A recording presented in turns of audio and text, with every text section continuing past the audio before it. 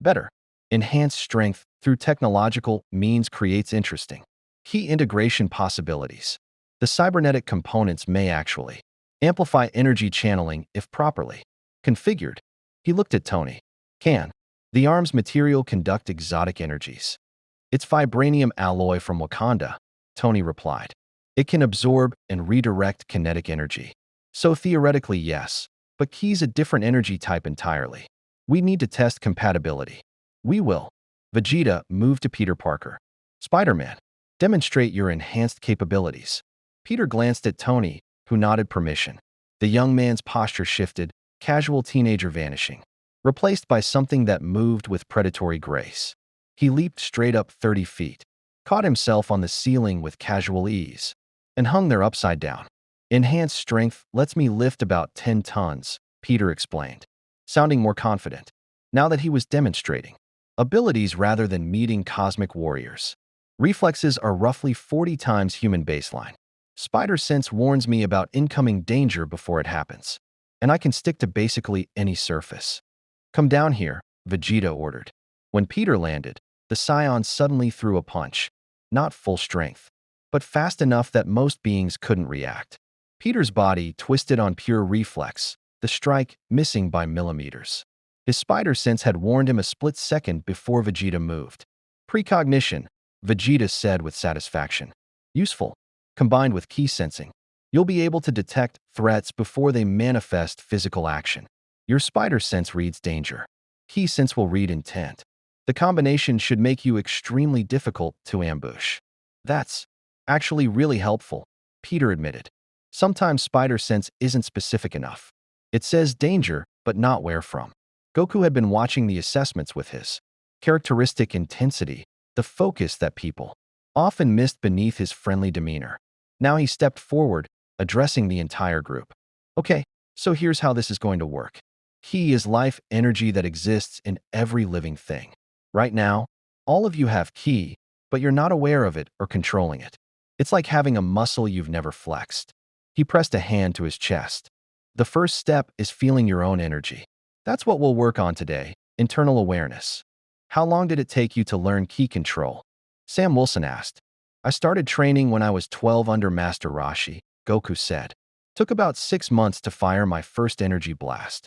Another year to achieve reliable flight. And several years beyond that to master advanced techniques. But you guys have advantages I didn't. Enhanced bodies, tactical experience, and teachers who know shortcuts. Shortcuts. Strange's voice carried interest. I'm curious how ki cultivation compares to mystical training at Kamartaj. Both involve internal energy manipulation and reality interaction. That's actually why I asked you to join, Goku said. You already manipulate energy, magical energy. Ki is different, but might have similarities. If we can figure out how they interact, maybe you can help bridge the gap for others. Vegeta clapped his hands sharply. Enough theory. Everyone sit. Lotus position if you're flexible enough, cross-legged if not. We're beginning with the most fundamental exercise, sensing your own life force. The students arranged themselves on the floor. Vegeta and Goku moved among them, adjusting postures and correcting positions. Close your eyes, Vegeta instructed. Breathe slowly. In through nose, out through mouth. Focus inward. Most of you spend your lives focused on external threats, reading environments, tracking opponents. Now you're going to read yourself. This feels like meditation, Bucky muttered. It is meditation, Strange confirmed. Similar to mystical training's first stages. We're learning to perceive energy that exists but remains normally, undetected by conscious awareness. Feel your heartbeat, Goku said, his voice taking on the patient tone of someone who'd taught before. Not just the physical sensation, but the life it represents. Every beat pushes blood through your body, carries oxygen, sustains you. That rhythm is powered by your ki. Natasha's breathing had already settled into controlled patterns, her training, allowing her to achieve meditative states quickly. Beside her, Peter fidgeted slightly, his enhanced metabolism making stillness difficult. Nebula sat perfectly motionless, her cybernetics likely providing biofeedback that helped. Now expand your awareness, Vegeta continued. Beyond heartbeat to muscle tension. Feel the energy in your limbs. The potential for movement. That's not just biochemistry. It's ki waiting to be directed. I feel something, Sam said slowly. Like warmth in my chest. Is that it? Yes. Goku's enthusiasm was immediate. That's your ki center. Everyone has one, usually centered near the heart or solar plexus. That warmth is life energy concentrated. Strange size opened, glowing briefly with golden light. Fascinating. I can perceive it now, a distinct energy signature different from mystical forces. It's anchored to living tissue rather than dimensional power sources. No wonder our scanning couldn't classify Gogeta's energy properly. Can you teach this faster using your magic? Vegeta asked. Possibly. Strange hands wove through patterns, golden light forming around each student. This is a perception enhancement spell. It won't grant ki control, but it should help you identify what you're searching for internally. The effect was immediate. Peter gasped. Whoa, I can see my own energy. It's like spider sense, but turned inward. Everything's glowing. That's your ki, Goku confirmed. What you're seeing is your life force's natural distribution. Notice how it's concentrated in some areas more than others. My spider powers, Peter realized. The energy is densest where my abilities are strongest. Hands and feet for wall crawling, head for spider sense. Exactly. Your enhancement altered your ki distribution. Now imagine if you could consciously redirect that energy. Concentrate it where you need it most. Bucky's metal arm suddenly sparked. Blue energy crackling along the vibranium plating. What the? Your cybernetics are interacting with your ki awareness. Vegeta observed clinically. The metal is conducting your life force. Because you're unconsciously pushing energy toward your prosthetic. Interesting. Is it dangerous? Bucky's voice carried concern. No. Tony said, his sensors going wild with data collection. Friday's reading energy flow patterns. The vibranium is actually amplifying the effect, absorbing his bioelectric field and converting it to something new. This is incredible. It's ki channeling through technological enhancement, Vegeta said. Your arm may become a focus for energy techniques. Barnes, you might be able to fire energy blasts from your prosthetic once you achieve conscious control. Energy blasts, Bucky repeated. From my arm. Assuming you master the basics first, Vegeta cautioned. Don't get ahead of yourself. Natasha was silent, her focus absolute.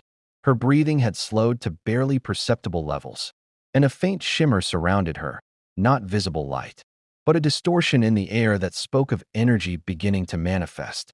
Good, Vegeta said quietly, not wanting to break her concentration. She's a natural. Assassin training provided mental discipline that translates directly to ki cultivation.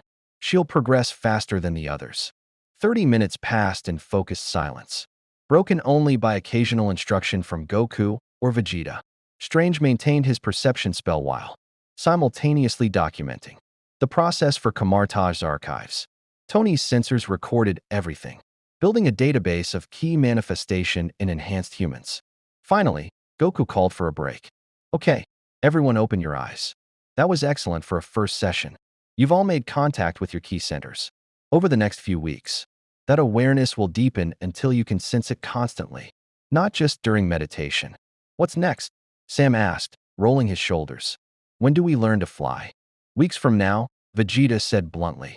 Flight requires projecting ki outward with sufficient force to overcome gravity while maintaining stable energy flow. You can't even consciously manipulate your internal energy yet. Attempting flight now would be like trying to run before learning to walk. What about enhanced individuals? Nebula spoke for the first time since the session began. My cybernetics include gravitational stabilizers. Would that accelerate flight training? Possibly, Goku said thoughtfully. Your technology might provide a framework for ki-enhanced flight. Instead of using ki to overcome gravity, you'd use it to amplify your existing systems. That's actually really clever. Thanos did not tolerate inefficiency, Nebula said flatly. I learned to exploit every advantage. Speaking of advantages, Tony interjected, I've been thinking, what if we created technological assists for ki training? Devices that could help students sense and manipulate energy more easily during the learning phase. Vegeta considered. In our universe, that would be considered cheating. But he glanced at the assembled students. Your people already use technological enhancement extensively. Power armor, cybernetics, weapons. Creating training aids might actually fit your cultural approach to combat. I could design something, Tony said eagerly. Biofeedback sensors integrated into training suits, energy flow visualizers, maybe even key amplification matrices that help students achieve techniques beyond their normal capacity. That could work, Goku agreed. It's not traditional Scion training, but we're not training Scions. We're training enhanced humans in a universe with different rules. Adapting our methods makes sense. I'll have prototypes ready by tomorrow, Tony promised.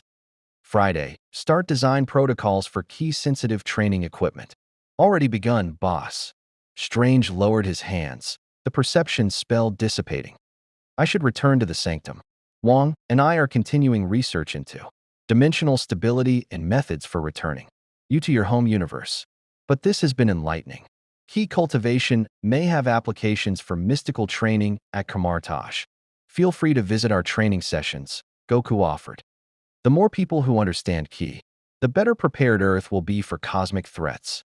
After Strange departed through a golden portal, Vegeta addressed the remaining students. We're done with meditation for today. Next phase, physical conditioning integrated with Ki awareness. You're going to perform basic exercises, push-ups, squats, running, while maintaining conscious connection to your Ki center. This builds the muscle memory for energy manipulation during physical activity. How many push-ups? Peter asked. Until your Ki control breaks or your body gives out, Vegeta said. Whichever comes first. That's not a number. It's sufficient motivation to maintain focus. For the next 2 hours, the students worked through increasingly demanding physical exercises while attempting to maintain their Ki awareness. It was brutally difficult. The mental discipline required to sense internal energy while simultaneously pushing their bodies to physical limits created a cognitive load that left everyone exhausted. Natasha achieved 200 push-ups before her Ki focus wavered. Bucky managed 300, his enhanced strength and discipline carrying him further. That's actually really clever. Thanos did not tolerate inefficiency, Nebula said flatly. I learned to exploit every advantage. Speaking of advantages, Tony interjected, I've been thinking, what if we created technological assists for Ki training? Devices that could help students sense and manipulate energy more easily during the learning phase. Vegeta considered. In our universe, that would be considered cheating. But he glanced at the assembled students. Your people already use technological enhancement extensively. Power armor, cybernetics, weapons. Creating training aids might actually fit your cultural approach to combat. I could design something, Tony said eagerly. Biofeedback sensors integrated into training suits, energy flow visualizers, maybe even key amplification matrices that help students achieve techniques beyond their normal capacity. That could work, Goku agreed. It's not traditional Scion training, but we're not training Scions. We're training enhanced humans in a universe with different rules. Adapting our methods makes sense. I'll have prototypes ready by tomorrow, Tony promised. Friday, start design protocols for Ki sensitive training equipment. Already begun, boss. Strange lowered his hands, the perception spell dissipating. I should return to the sanctum. Wong and I are continuing research into dimensional stability and methods for returning you to your home universe. But this has been enlightening. Ki cultivation may have applications for mystical training at Kamartaj. Feel free to visit our training sessions, Goku offered. The more people who understand Ki, the better prepared Earth will be for cosmic threats. After Strange departed through a golden portal, Vegeta addressed the remaining students. We're done with meditation for today. Next phase, physical conditioning integrated with Ki awareness. You're going to perform basic exercises, push-ups, squats, running, while maintaining conscious connection to your Ki center. This builds the muscle memory for energy manipulation during physical activity. How many push-ups? Peter asked. Until your Ki control breaks or your body gives out, Vegeta said. Whichever comes first. That's not a number. It's sufficient motivation to maintain focus. For the next 2 hours, the students worked through increasingly demanding physical exercises while attempting to maintain their Ki awareness. It was brutally difficult. The mental discipline required to sense internal energy while simultaneously pushing their bodies to. Physical limits created a cognitive load that left everyone exhausted. Natasha achieved 200 push-ups before her key focus wavered. Bucky managed 300, his enhanced strength and discipline carrying him further. Peter hit 500 easily but lost his key connection around 300 when Spider Sense distracted him with a false alarm. Sam Wilson pushed to 150 before his muscles gave out. Respectable for an unenhanced human in peak condition. Nebula was the surprise. Her cybernetic enhancements provided direct feedback on her biological components. Energy states, creating a natural interface for key awareness. She maintained connection through 600 push-ups before Vegeta finally called a halt. You have natural advantages, Vegeta told her. Your technology already monitors your body's energy systems. Learning to perceive and control. He will be easier for you than purely biological students. Good, Nebula said. Thanos made me this way to be an effective weapon. I will use his modifications to destroy his legacy. I like your motivation, Goku said. Though maybe we can focus on protecting people rather than destroying things? Both work, but one's more fun. Destroying things is satisfying. Can't argue with that. As the training session concluded and students began filtering out, exhausted, sweaty, but displaying genuine progress, Steve approached the two scions. That was impressive. You managed to get actual results on day one. Most training programs take weeks before students see progress. Your enhanced humans have significant advantages, Vegeta pointed out. Their bodies are already optimized beyond baseline. We're just teaching them to access energy they were too busy using unconsciously to recognize. Plus, Goku added, they're all warriors already. They understand discipline and pushing past limits. That makes teaching way easier than starting with complete beginners. Still, Steve smiled, good work. Both of you. I can see why your Earth survived its apocalypses. You know how to train defenders effectively. An alarm blared, not the facility's local system, but Avengers Tower's priority alert network. Tony's armor assembled around him instantly as Friday's voice cut through every speaker. Boss, we have multiple situations developing simultaneously. Doctor Strange is requesting immediate assistance at the Sanctum dimensional breach in progress. SHIELD reports. Enhanced individuals engaging in hostilities in downtown Manhattan. And the AI paused fractionally. Commander Lika is requesting emergency communication. She says Kong has made contact again. Goku and Vegeta exchanged glances. Coordinated attack, Vegeta said grimly. Multiple fronts to divide our forces. Classic tactical doctrine. Steve agreed, his shield already in hand. Tony, strange situation takes priority. Dimensional breaches could bring anything through. Goku, Vegeta, can you handle the Manhattan situation while I coordinate with Lika? On it, Goku said, pressing 2 fingers to his forehead. Vegeta, lock onto my key. Signature and follow. We'll use instant transmission to get there immediately. Wait, Nebula stood, her exhaustion apparently irrelevant to her decision-making. I will accompany you. My cybernetics include weapons systems effective against enhanced targets. Can you keep up? Vegeta challenged. I fought Thanos and survived. I can keep up. Fair enough. Goku's smile was approving. Grab my shoulder. This might feel weird the first time. Nebula complied. Goku focused on the energy signatures he could sense in downtown Manhattan, multiple power sources. Unfamiliar but registering as alpha-level threats. His instant transmission locked onto the location. They vanished. One moment, they stood in Avengers Tower's training facility. The next, they materialized on a Manhattan street corner where reality was bending wrong. Buildings were aging and de-aging in temporal loops. Pedestrians frozen in moment-to-moment time stasis. And in the center of the chaos stood 3 figures. They weren't scions. They were wearing Kang's armor, not the commander's armor. Gogeta had destroyed. These were soldier-class temporal suits. Smaller and more mobile, but still radiating enough power to register as serious threats. And they were systematically dismantling the block, extracting something from the buildings. Foundations with energy tools that looked like they could unmake matter. Kang's forces, Vegeta identified immediately. Mining operation. What are they extracting? One of the armored soldiers turned, sensors apparently detecting their arrival.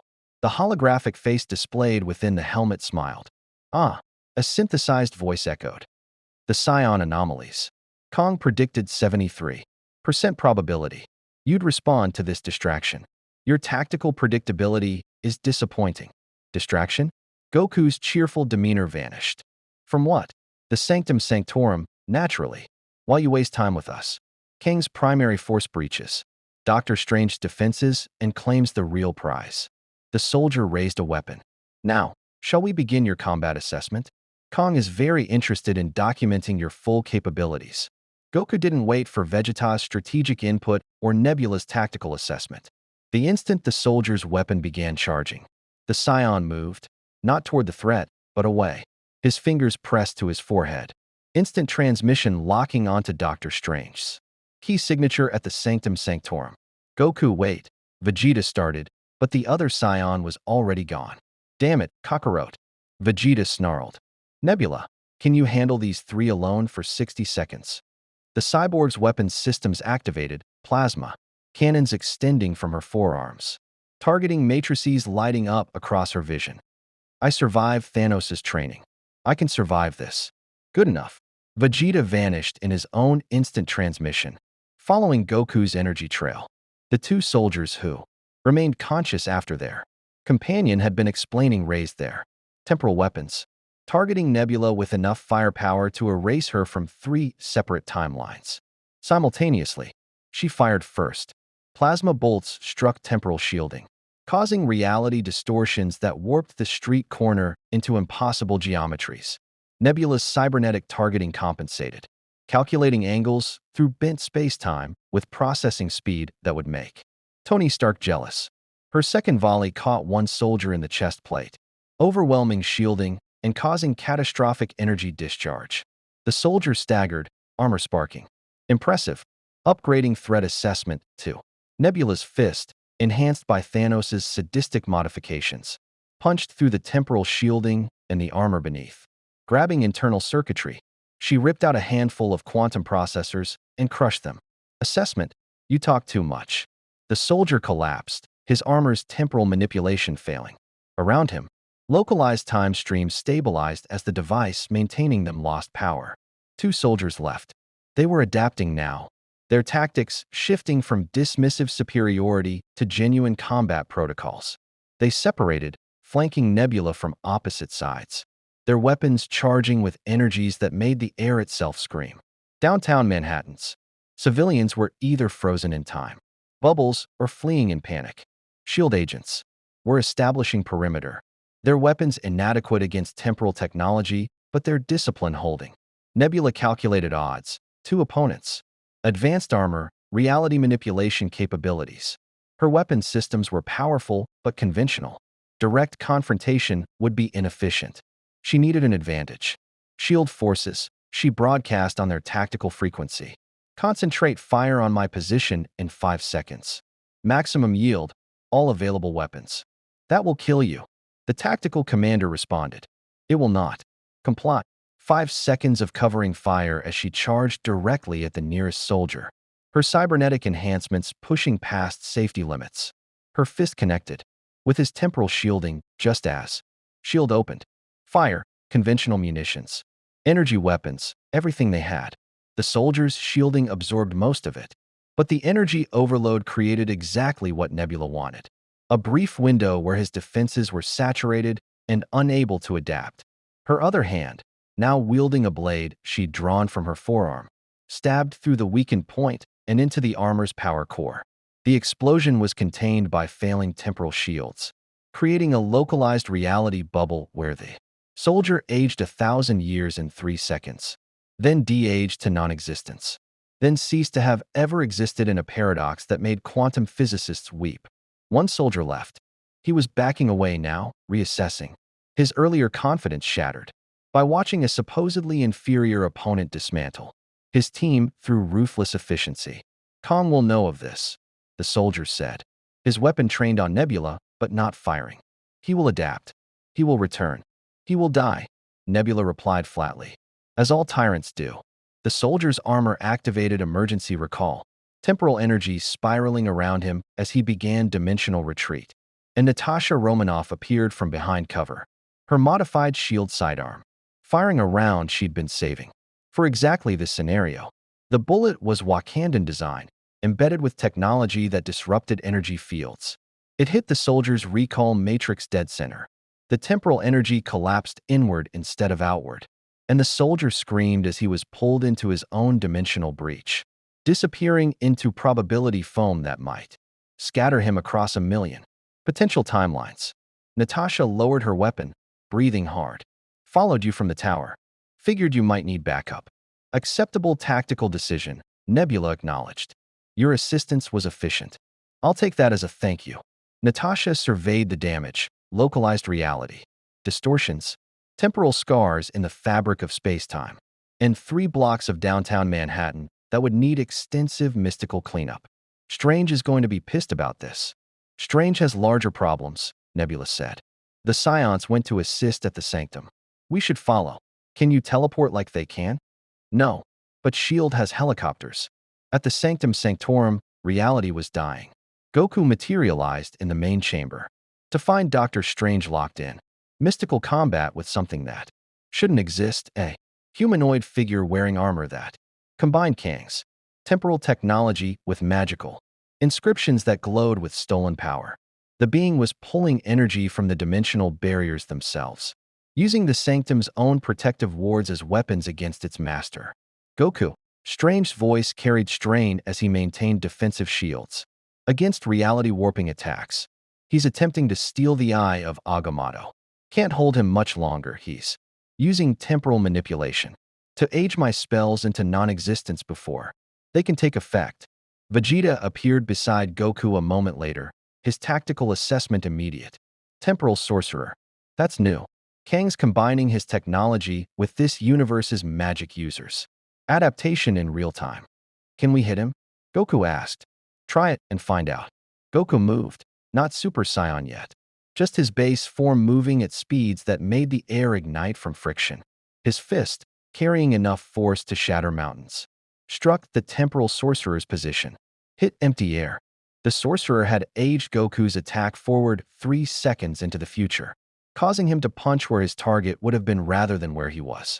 The temporal displacement was so precise that Goku's own momentum carried him past his target, leaving him open for counterattack. Energy bolts, part mystical, part temporal, struck Goku in the back. He felt his cellular structure being aged and de-aged simultaneously, his Saiyan physiology struggling to adapt to temporal assault. Vegeta's counterattack came instantly, a barrage of energy blasts from multiple angles designed to overwhelm defensive capabilities through saturation. The temporal sorcerer deflected most with stolen ward magic, but 3 got through, scorching his armor and forcing him backward. Interesting.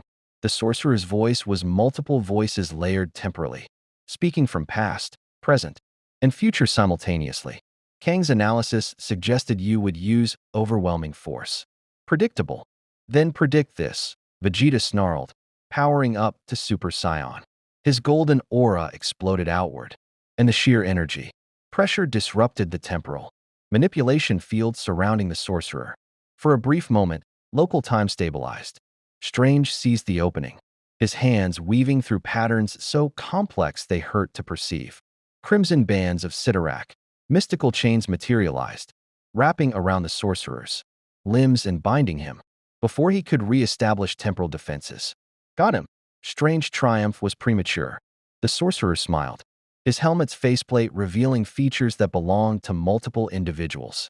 Simultaneously, a temporal chimera wearing the bodies of different people across different timelines. You have captured one of me, the sorcerer said. But I exist in 17 timelines simultaneously. The version you're binding is already irrelevant. 16 more versions of the sorcerer materialized throughout the sanctum, each pulling energy from different points in time. They moved with coordinated precision, attacking from past, present, and future simultaneously. Now that's just cheating, Goku said, powering up to Super Saiyan himself. Vegeta, this is like fighting Hit, but worse. Hit only skipped forward, Vegeta confirmed, his tactical mind racing through scenarios. This one exists across multiple timelines. Destroy one, 16 remain. We need to collapse his temporal anchor, force all versions into a single timeline. How? I have no idea. Strange. The Sorcerer Supreme was maintaining shields against temporal assault, while Wong coordinated defensive measures. Throughout the sanctum, temporal collapse requires forcing causality into linear progression, essentially creating an event so significant that all timeline branches must acknowledge it. Speak plainly, wizard, Vegeta demanded. Make something happen that's so impactful. It forces reality to choose which version is real. That's not plain, that's philosophical. But Vegeta's mind was working. Scion warrior instinct combining with tactical genius. Goku, when we fought Jiren, what forced him to acknowledge our power? When we pushed past our limits together, Goku realized. When we stopped fighting as individuals and fought as partners. The tournament of power forced us to understanding dawned. Fusion. Fusion, Vegeta confirmed. Gogeta existed across dimensions because fusion creates a singular entity that supersedes timeline branches. If we fuse, we might collapse this sorcerer's temporal distribution by forcing reality to acknowledge a single unified Gogeta instead of multiple timeline variants. That's insane tactical thinking, Strange said, but it might work. The fusion creates a paradox, one being existing across multiple timelines, simultaneously would conflict with 17 timeline variants of the sorcerer. Reality would be forced to resolve the paradox. Then let's do it, Goku said, already moving into position. Vegeta, fusion dance. You remember the timing. I've only done it 1,000 times, Vegeta growled. Don't miss the synchronization. They faced each other. The 17 temporal sorcerers continuing their assault against Strange defenses. Wong had erected additional barriers, but they were failing under sustained attack. The Eye of Agamotto, containing the Time Stone, was beginning to pulse, the sorcerer's goal becoming clear. They wanted to steal temporal power at its source. Fu dash, Goku began the dance. Shaun dash, Vegeta continued, their movements mirror perfect. Huh. Golden light exploded as their fingers touched, two warriors merging into one. Gogeta materialized, his power immediately registering as something reality itself had to acknowledge. The temporal distortions throughout the sanctum wavered, causality struggling to reconcile a fusion entity existing in definitive singular form against 17 branched timeline variants. There we go, Gogeta said, cracking his knuckles. Now this is interesting. 17 of you, one of me. Normally that's bad odds, but I'm special. All 17 sorcerers turned toward him, their combined attention focusing. Impossible. Fusion across dimensional boundaries shouldn't work, but does, Gogeta interrupted. Because I'm not bound by your timeline branches. I exist as a singular entity that supersedes causality. Which means, he smiled, I can punch all 17 of you simultaneously. He moved. Not through space, through time itself. Gogeta's perception, enhanced by fusion's unique temporal properties, allowed him to perceive the 17 timeline branches, where the sorcerers existed. His fist struck through dimensional barriers, hitting all 17 variants in the same instant across different timelines. The effect was catastrophic for the sorcerers. Their temporal distribution collapsed. 17 versions forcibly merged into one singular entity that suddenly existed in only one timeline. The sorcerer screamed as divergent experiences compressed into a single consciousness, the agony of living 17 different lives, simultaneously converging into unified awareness. Causality forced, Strange observed with academic fascination. Gogeta's existence created a paradox that reality resolved by collapsing timeline branches. That's unprecedented. The merged sorcerer fell to his knees, his armor sparking as temporal technology failed, under the strain of forced unification. What did you do to me? Made you singular, Gogeta said, not unkindly. Living across multiple timelines is an advantage in combat, but it's also suffering. You experienced 17 different lives, 17 different defeats, 17 different versions of this moment. Now you're just one person in one timeline, making one choice. Kong will kill me for failure. Then don't go back to Kong. Gogeta extended his hand. Strange. Can you strip the temporal technology without killing him? Possible, but risky. The magic and technology are deeply integrated. Do it anyway. This guy's a victim as much as a threat. Kang's been using him as a temporal weapon. Gogeta looked at the sorcerer. What's your name? Your real name, not whatever designation Kang gave you. The sorcerer hesitated, then spoke with a voice that was finally singular instead of layered. Marcus. My name was Marcus. I was a student at Kamar Taj before Kang found me, offered power, and turned me into this. Wong stepped forward, his expression complex. Marcus Chun went missing 6 months ago during a training expedition. We assumed he'd been killed by mystical entities. Kang captured him, recruited me. Marcus corrected bitterly. Promised. I could save my sister. She's dying from a genetic disease in my timeline. Said if I helped him, he'd use temporal technology to cure her before she got sick. I was desperate. And your sister? Gogeta's tone was gentle. Don't know if Kang even kept his promise. He kept me on missions, never let me return home to verify. I've been fighting his battles across timelines for what? Feels like years, but might only be weeks.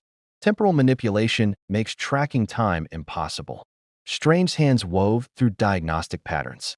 Golden light examining the integration of magic and technology. This is extensive. Kang didn't just augment. Marcus, he rewrote portions of his mystical pathways to interface with temporal machinery. Separating them will take hours of delicate work. Do we have hours? Gogeta asked. Now that the immediate threat is neutralized? Yes. Wong, prepare surgical containment. Marcus, I'm going to need your cooperation. This is going to be painful. More painful than existing in 17 timelines simultaneously? Probably not. Then let's do it. As Strange and Wong began the intricate process of separating stolen temporal technology from corrupted mystical pathways, Gogeta's timer was counting down. He had maybe 10 minutes before the fusion expired. Strange, quick question before I defuse. How did Kang know about the Eye of Agamotto's location and the Sanctum's defenses? The Sorcerer Supreme's expression darkened. Someone provided intelligence. Kang couldn't have known our defensive configurations without insider information. A spy, Gogeta said. He has someone on the inside. Impossible. The mystic arts community is small and closely monitored. Every student is vetted, every master verified. There's no way. An explosion rocked the Sanctum's foundations. Not magical, conventional. Explosives placed with surgical precision at structural weak points. The building shook. Ancient wards flickering as the physical structure they were anchored to began to fail. Backup plan, Gogeta realized. The temporal assault was misdirection. While we were fighting Marcus, someone was planting bombs. Through the Sanctum's windows, Gogeta could see figures in the street. Not Kang's forces, but Commander Lika's Scion warriors. They were fighting something. Their energy signatures flaring as they engaged an unknown threat. 5 minutes until defusion, Gogeta muttered. This is going to be close. He opened the Sanctum's main door and stepped into chaos. Lika's Scions were locked in combat, with what looked like enhanced humans. Wearing advanced armor, not Kang's temporal tech, but something else. The armor was red and gold with black accents, bearing a logo Gogeta recognized from Goku's memories of the briefing. Alien Advanced Idea Mechanics. The terrorist science organization Tony had mentioned. Commander, Gogeta called out. Status report. Lika blasted an AIM soldier through a building before responding. They appeared through underground access tunnels 10 minutes ago. Started placing charges throughout the district. We intercepted, but there are dozens of them. Why didn't you call for backup immediately? We tried. Communications were jammed. Some kind of localized dampening field. Lika dodged an energy beam, then delivered a devastating kick that shattered her attacker's armor. And there's something else. These aren't normal enhanced humans. Their power signatures are wrong. Feels like they've been artificially boosted. Gogeta's enhanced senses swept the battlefield, and Lika was right. The AIM soldiers registered as low alpha-level threats, much stronger than conventional enhanced humans, but nowhere near cosmic scale. Someone had been experimenting with enhancement technology. 3 minutes, Gogeta announced to himself. Vegeta, Goku, when we split, we need to coordinate immediately. This is a multi-front assault, and we're being stretched thin. An AIM soldier broke through the Scion perimeter. charging toward the sanctum's entrance with what looked like a quantum destabilizer. Gogeta caught him by the throat mid-run, lifting him effortlessly. Who sent you? The soldier smiled around the grip, crushing his throat. Kong sends his regards. And his employers send theirs. Employers? Gogeta's eyes narrowed. Kong doesn't work alone. Kong works for the highest bidder. Today's bidder wanted strange defenses tested, Earth's protectors measured, and psion capabilities documented. The soldier triggered. Something in his armor. Mission accomplished. The soldier exploded. Not with conventional explosives, with dimensional energy. The blast was contained, but violent. Designed to damage Gogeta, or at least force him to defend rather than pursue. The fusion warrior tanked the explosion, his key shielding absorbing most of the force. But the message was clear. This was intelligence gathering. Combat assessment. Data collection. 1 minute, Gogeta said. Lika, pull your forces back. Get clear of the sanctum. Why? Because when I defuse, Goku and Vegeta are going to be disoriented for a few seconds. And I'd rather you weren't in striking range when too powerful. Psions reorient in the middle of a battlefield. Lika's eyes widened with understanding. She barked orders, and her warriors withdrew to defensive positions. Gogeta felt the fusion beginning to fail, not from time limit yet, but from energy expenditure. The temporal battle, the forced causality collapse, and sustained combat had burned through reserves faster than anticipated. Strange. He called back into the sanctum. Defusing in 30 seconds. Can you stabilize the building? Working on it. Wong and I are reinforcing the wards. But these explosives were placed specifically to exploit structural weaknesses we didn't know existed. Someone mapped your defenses, Gogeta realized. The spy fed them complete intelligence. Apparently. 20 seconds. The AIM forces were withdrawing now, their mission completed. They'd tested response times, documented combat capabilities, forced the defenders to reveal tactical protocols, and mapped the sanctum's weaknesses. Every second of battle had been intelligence gathering for whoever was coordinating with Kong. 10 seconds. Gogeta gathered the last of his energy and released it in a controlled burst, not an attack, but a pulse of ki that swept across the battlefield, disrupting electronic systems and forcing temporal technology offline. AIM soldiers' armor flickered. Surveillance equipment failed. Whatever data they'd been transmitting was corrupted. If you're watching, Kong, Gogeta said quietly, knowing the Conqueror somehow monitored everything. Tell your employers that Earth has defenders who won't be intimidated or cataloged. Come at us again, and we'll be ready. 5 seconds. The golden aura flickered, wavered, then collapsed. Where Gogeta had stood, now Goku and Vegeta materialized, both dropping to one knee from the sudden disorientation of defusion. Lika's warriors immediately formed a protective perimeter, recognizing their momentary vulnerability. Goku shook his head, clearing the fusion's residual memories. Did we win? Define winning, Vegeta muttered. We stopped the assault, prevented the theft, and collapsed the temporal sorcerer's distribution. But it was a tactical probe disguised as a serious attack. They got what they wanted, data. Then we need to figure out who they are, Goku said, struggling to his feet. His body ached from fusion burnout and temporal assault damage. Kong plus AIM plus whoever's spying inside the sanctum. That's a coalition. A coalition implies organization. Strange emerged from the sanctum, looking exhausted but functional. Someone is coordinating multiple threat groups against us, using Kang's temporal manipulation, AIM's enhancement technology, and insider intelligence to probe our defenses. Any idea who? Vegeta asked. Several ideas. None pleasant. Strange gestured to the surrounding. Damage. Buildings scarred by energy blasts. Streets cratered from psion combat. Temporal distortions still flickering at the edges of perception. But right now, we need to evacuate civilians. Repair dimensional barriers. Extract the temporal technology from Marcus. And debrief everyone involved in this engagement. And sleep, Goku added. We should also sleep. Maybe eat. Definitely eat. Kakarot. We were just nearly killed by coordinated assault from multiple threat groups. Which is why we need food and rest. Can't fight on an empty stomach, Vegeta. Vegeta pinched the bridge of his nose, but didn't argue. Goku's post-battle appetite was legendary and inevitable. Natasha and Nebula arrived via shield helicopter. Just as emergency services began securing the area, they surveyed the damage with professional assessment. 3 simultaneous attacks, Natasha summarized. Manhattan diversion, Sanctum assault, Scion force communication compromise. Coordinated down to the second. Kang's temporal manipulation makes coordination trivial. Strange pointed out. He can observe all timeline branches and select optimal timing for maximum chaos. Then we need to stop fighting reactive and start being proactive, Vegeta said. Find out who's organizing this coalition and eliminate them before they can launch another coordinated assault. Agreed, Steve's voice came through comms. He was still at Avengers Tower coordinating response efforts.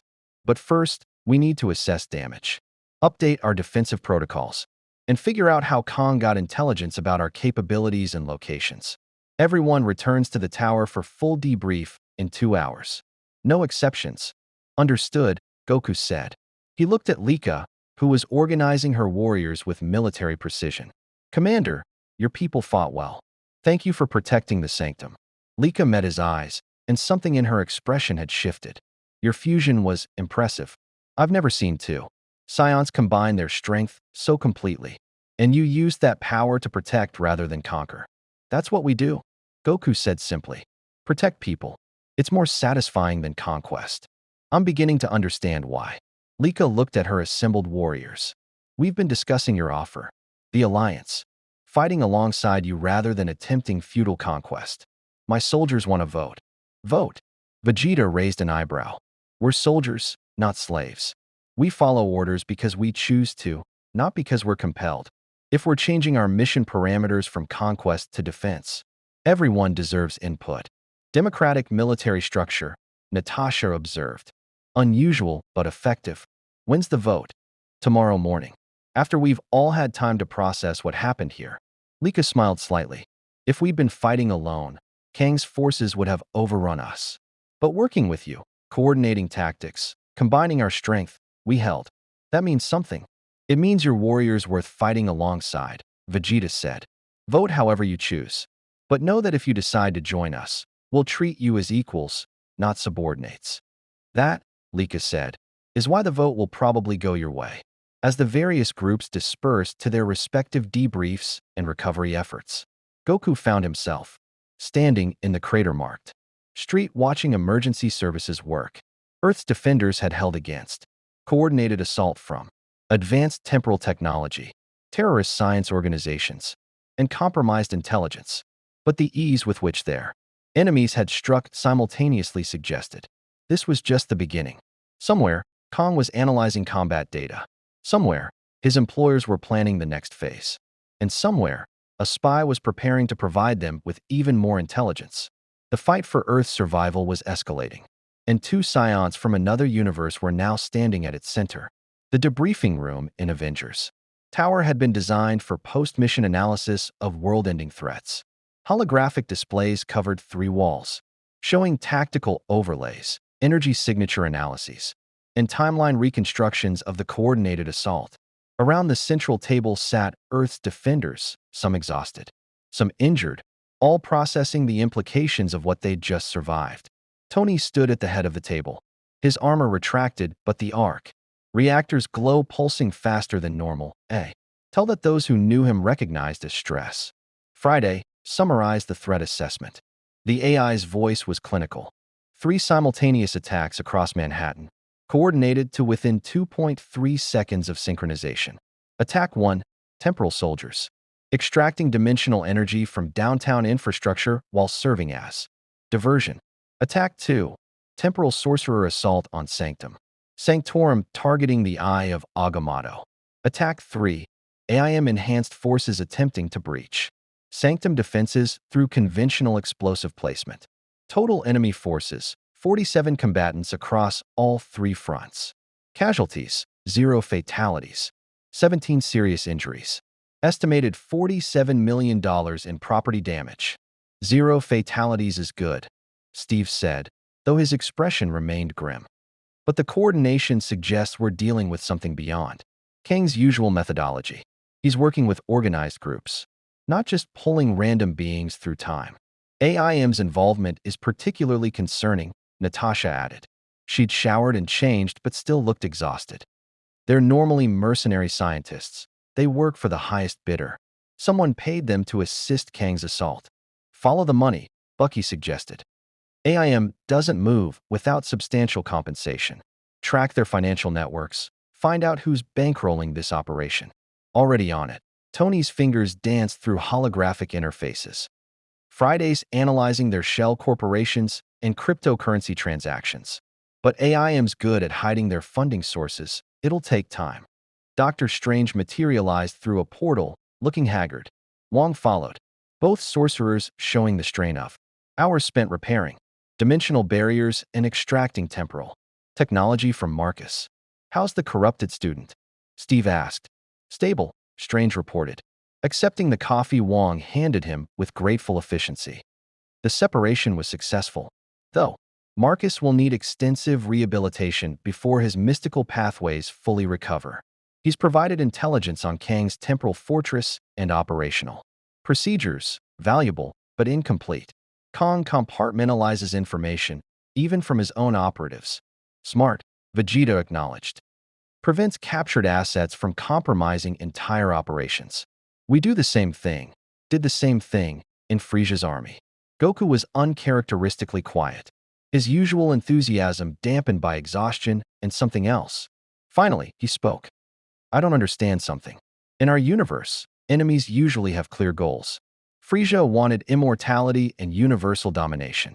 Cell wanted perfection through absorption. Bu was chaos incarnate but predictable. This Kang seems to want data? Intelligence? What's his actual objective? Conquest across infinite timelines, Strange explained. But effective conquest requires knowledge. Kang doesn't just invade, he studies, analyzes, constructs predictive models, then executes with near-perfect strategic precision. Every engagement is intelligence gathering for future operations. So today wasn't about winning, Goku realized. It was about learning. Exactly. He learned our response times, combat capabilities, tactical protocols, and coordination patterns. Now he'll adjust his strategies accordingly. Then we adjust ours, Vegeta said flatly. Tactical Doctrine 101. If the enemy's learning your patterns, change them. Introduce chaos into our operational procedures. Become unpredictable. Easier said than done when you're defending fixed locations. Steve pointed out. The Sanctum can't relocate. Avengers Tower is a known position. Our response infrastructure is necessarily centralized. Then we need to decentralize, Tony said, his engineer's mind already working through logistics. Multiple response teams, distributed resources, overlapping jurisdictions. If Kang can't predict which assets will respond to which threats, his predictive models lose accuracy. That requires more personnel, Natasha observed. We're already stretched thin with current threat levels. Recruiting additional enhanced individuals risks expanding our exposure to potential spies or compromised assets. The room fell silent at that reminder. Someone had provided Kang with intelligence about the Sanctum's defensive weaknesses, the eye of Agamotto's location, and optimal timing for coordinated assault. The spy remained unidentified. About that, Strange's expression was troubled. Wong and I have been analyzing the intelligence breach. The information Kang possessed was extremely specific, structural weak points in the Sanctum's foundations that even most mystic practitioners don't know about. Whoever provided that data had access to architectural schematics normally restricted to Sanctum leadership. How many people have that access? Steve asked. In theory, just Wong and myself. In practice, Strange gestured, and holographic files appeared. 17 former Kamartaj students who worked on Sanctum renovations over the past decade. For construction contractors who handled physical repairs. 6 SHIELD liaisons who coordinated security protocols. And 3 Avengers who have full clearance for emergency response planning. Which 3 Avengers? Tony's voice was carefully neutral. You, Rogers, and Romanoff. The implications hung in the air. Natasha's expression remained impassive, but her hand moved fractionally closer to her sidearm. Not threatening, just tactical awareness that she was now under subtle suspicion. I didn't provide intelligence to Kang, Natasha said evenly. But I understand why I'm a logical suspect. Former Russian assassin, history of deception, trained to infiltrate and extract information. If I need to submit to telepathic verification or mystical truth detection, I will. That won't be necessary, Steve said firmly. We trust you, Nat. Trust, but verify, Vegeta interjected. No offense to your friendship, but operational security requires eliminating suspects through objective evidence. Strange, can you verify she's telling the truth without violating privacy unnecessarily? Strange's hands wove through delicate patterns, golden light forming around Natasha. This is a truth-resonant spell. It doesn't read thoughts or violate mental privacy. It simply confirms whether spoken statements align with the speaker's genuine belief. Natasha, repeat your statement. I did not provide intelligence to Kong the Conqueror, directly or indirectly, knowingly or unknowingly. The golden light pulsed, then settled into stable illumination. Strange nodded. She believes what she's saying. Either she's telling the truth, or she's been so deeply conditioned that she genuinely doesn't remember providing information, which would require mental manipulation beyond AIM's capabilities. Then we move to the next suspects, Tony said, though his voice carried relief. Friday, cross-reference all 17 Kamartaj students with current locations, financial transactions, and communication patterns. Look for anomalies, sudden wealth, unexplained absences, contact with known hostile organizations. Processing boss.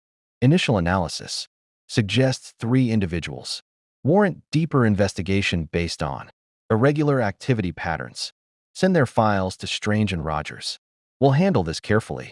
If someone was compromised, through coercion rather than choice, we want to help them, not punish them. Goku had been watching this exchange with growing discomfort. Finally, he spoke up. This is hard for you guys, isn't it?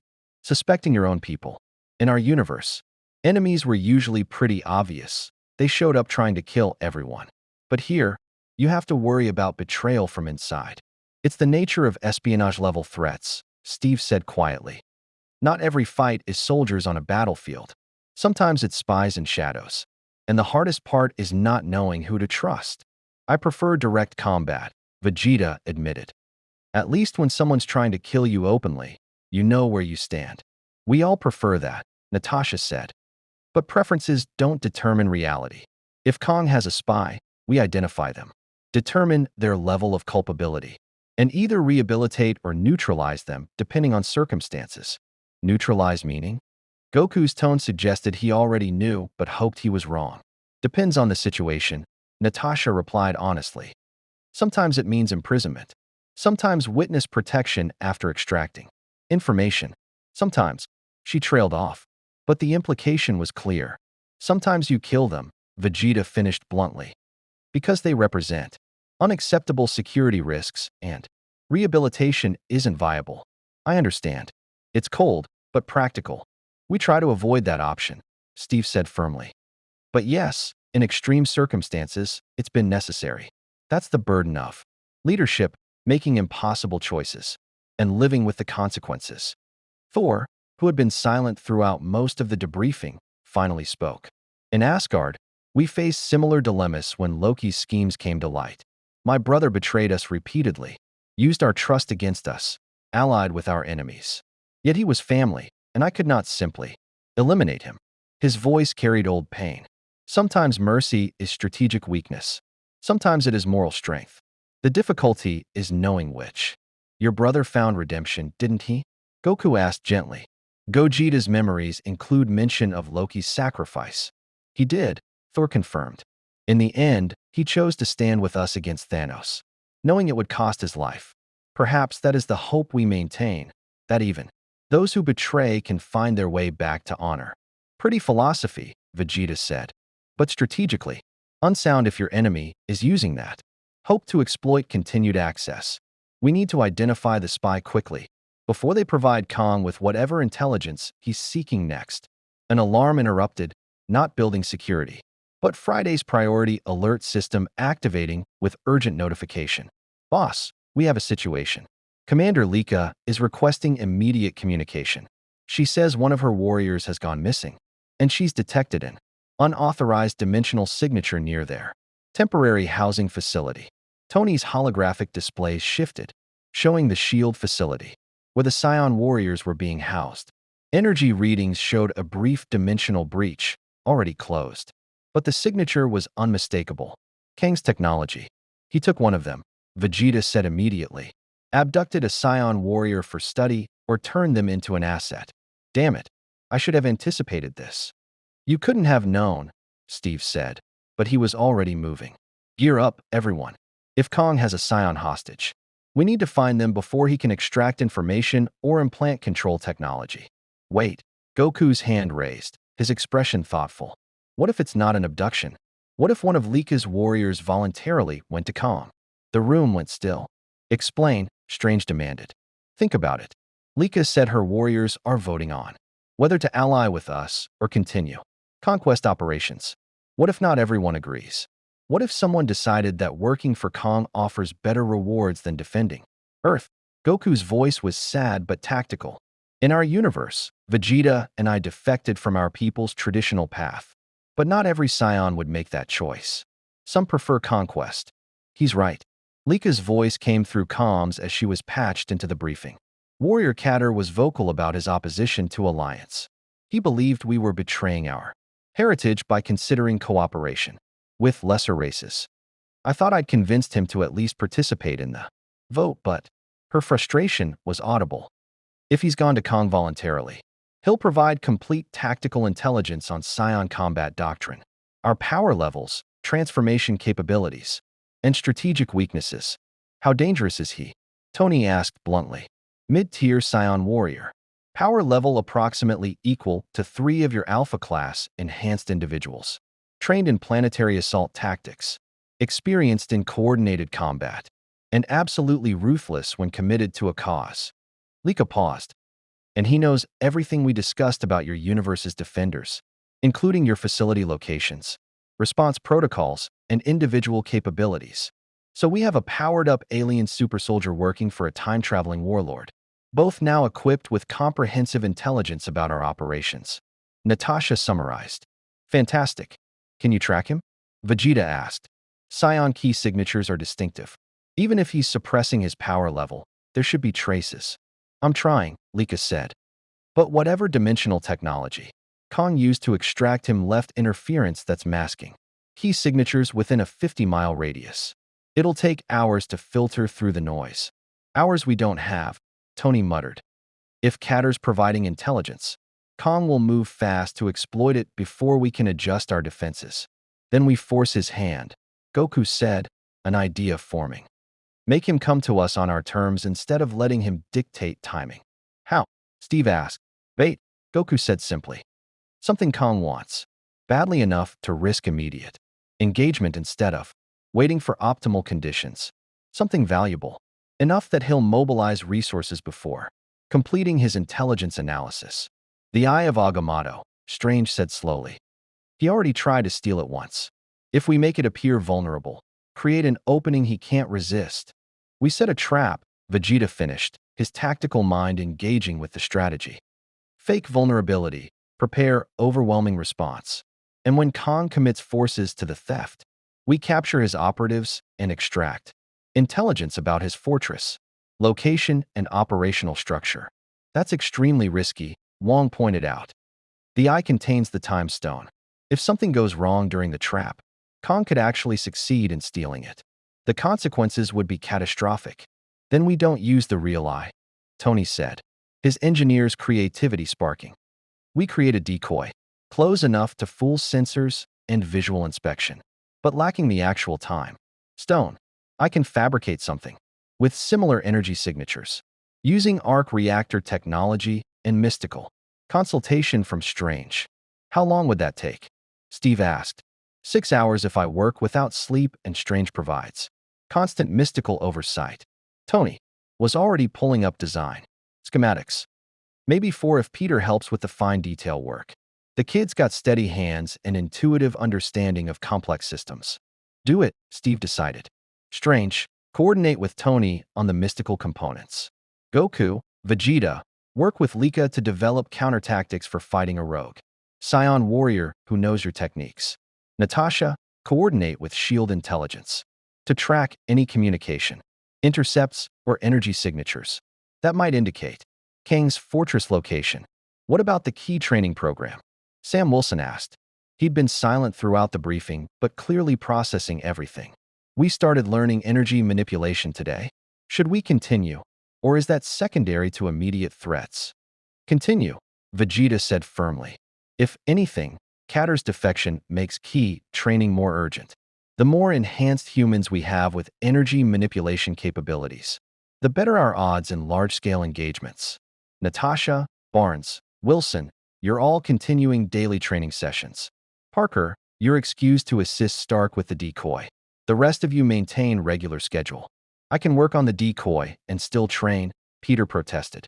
I've got like 16 hours of free time if I skip sleep and… You're a teenager, Steve interrupted gently. You need sleep. School. A life beyond superhero operations. Don't sacrifice your well-being for marginally faster project completion.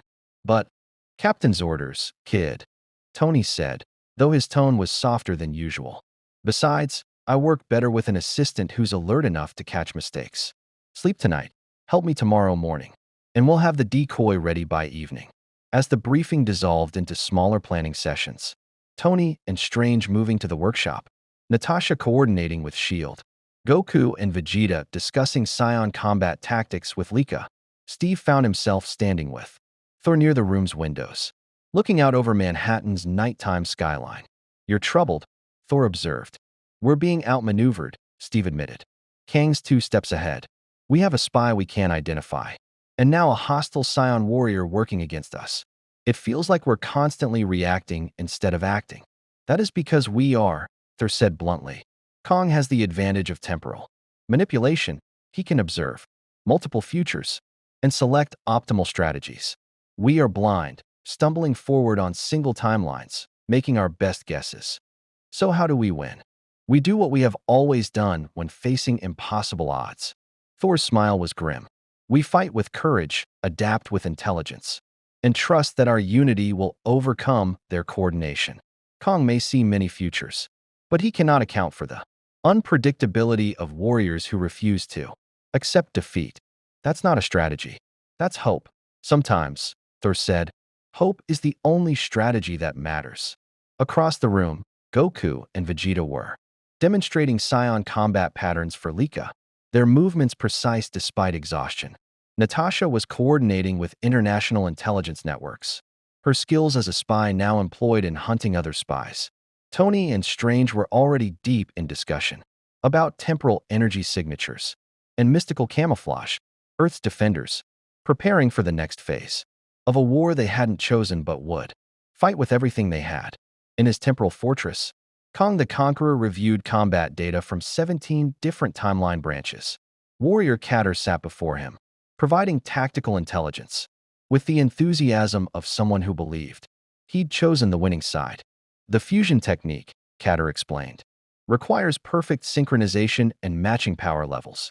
It's their greatest strength, but also a vulnerability.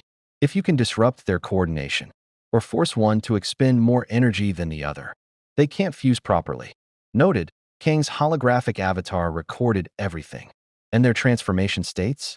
You mentioned multiple power levels. Super Saiyan forms 1 through 3, plus God transformations that I've only heard about but never witnessed. Each multiplication increases power but drains energy faster. Extended combat in advanced forms will exhaust them. Excellent. Kang's smile was predatory. And the rest of Earth's defenders? Formidable in coordination, but individually vulnerable. The god Thor has significant power, but can be temporarily isolated. The soldier Rogers has no superhuman durability. Sufficient force will kill him. The spy Romanoff is baseline human with exceptional training, but no real power. And the Sorcerer Supreme? Protected by dimensional wards that make direct assault difficult. But he requires concentration to maintain defenses. Sufficient distraction or multi-front attack will overwhelm his capacity to respond. Kang processed this intelligence, cross-referencing with data from the day's coordinated assault. Patterns emerged. Weaknesses crystallized. Strategies refined. You've been very helpful. Warrior Catter. Your people made the wrong choice in considering alliance with Earth. Conquest is the Scion way. Exactly, Catter said with satisfaction. So when do we strike again? Kang's smile widened. Soon. Very soon. But first, I need to make some modifications to your enhancement potential. Tell me, have you ever heard of extremist technology? In the workshop, Tony's hands moved through holographic interfaces while Strange provided mystical consultation. The decoy eye of Agamotto was taking shape, a perfect replica that would fool all. But the most intensive examination. This feels wrong, Strange admitted. Using the eye as bait, even a fake one. It's sacred to the mystic arts. Would you prefer Kong steal the real one? Tony countered. Obviously not. Then we use every advantage available. Tony's arc reactor pulsed as he channeled energy into the fabrication matrix. Besides, this isn't just defense. It's offense. We're choosing the battlefield, setting the terms, and forcing Kong to react to us for once. Assuming he takes the bait. He will. Tony said with confidence he didn't entirely feel. Because in 17 timeline branches, he tried to steal the eye. That's not random, it's strategic priority. He wants it, which means he'll risk exposure to claim it. And if we're wrong, then we'll adapt. Tony looked at the Sorcerer Supreme. That's what we do, right? Face impossible odds, make our best guess, and adjust when we're inevitably proven wrong about something. Strange smiled slightly. When you put it that way, it almost sounds like we know what we're doing. We never know what we're doing, Tony said cheerfully. We're just really good at pretending until we figure it out. In the training facility, Goku demonstrated a key control technique while Natasha watched with absolute focus.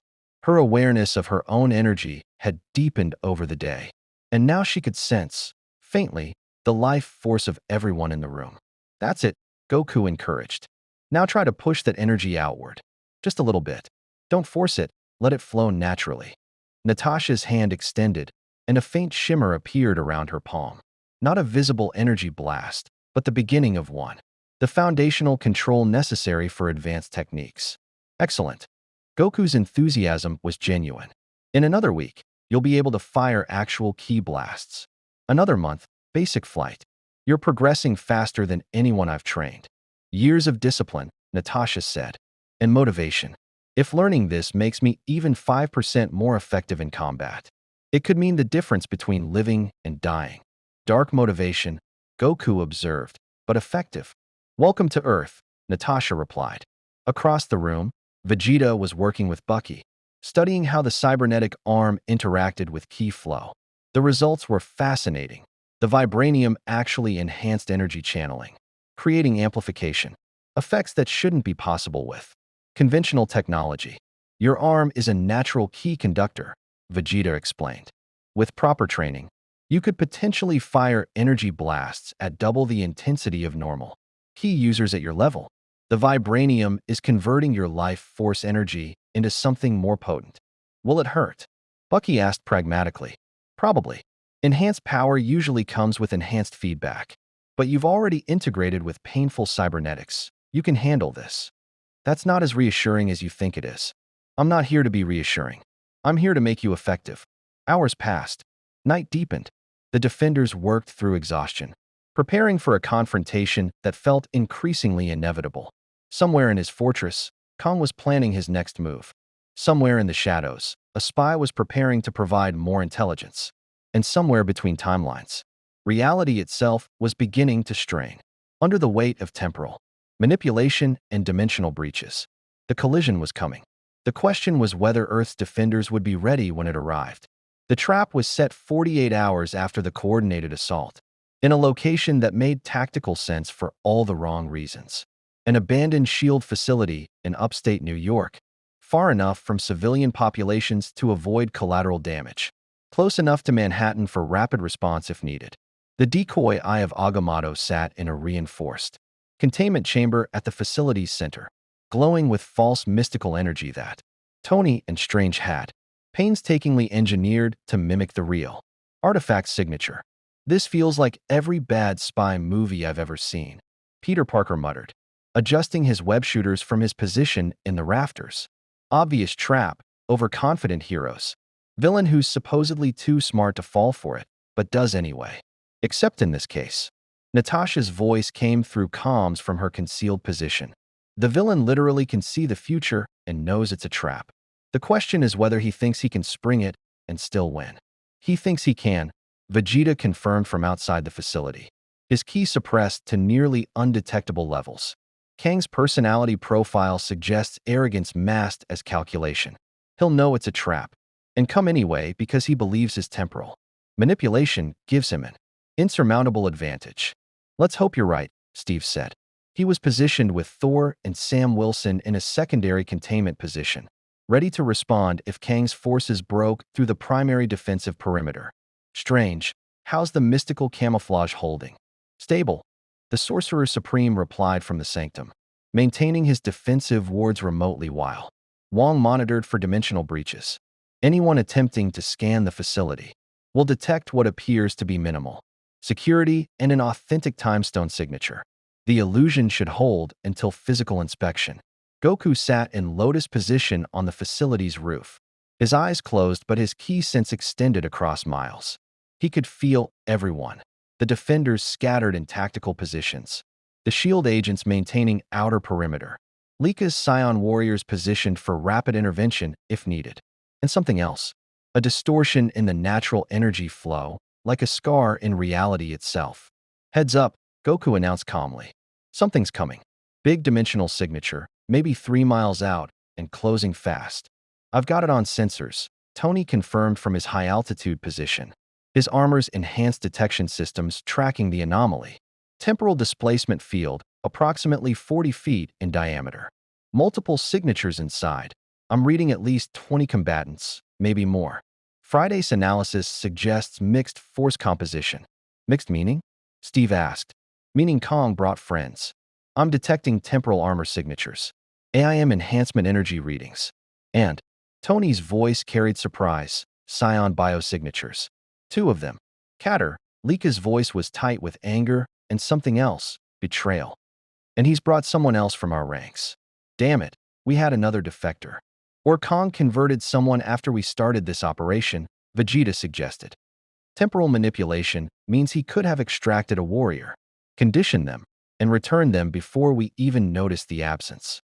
Don't assume betrayal until we know the facts. The dimensional breach opened 200 yards.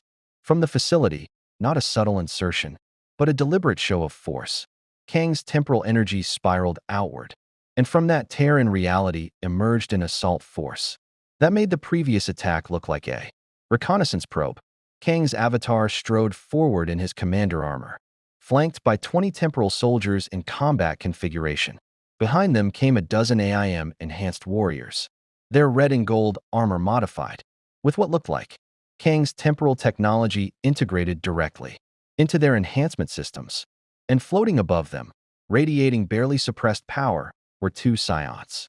Catter was immediately recognizable, scarred face, Major's insignia, and an expression of absolute conviction.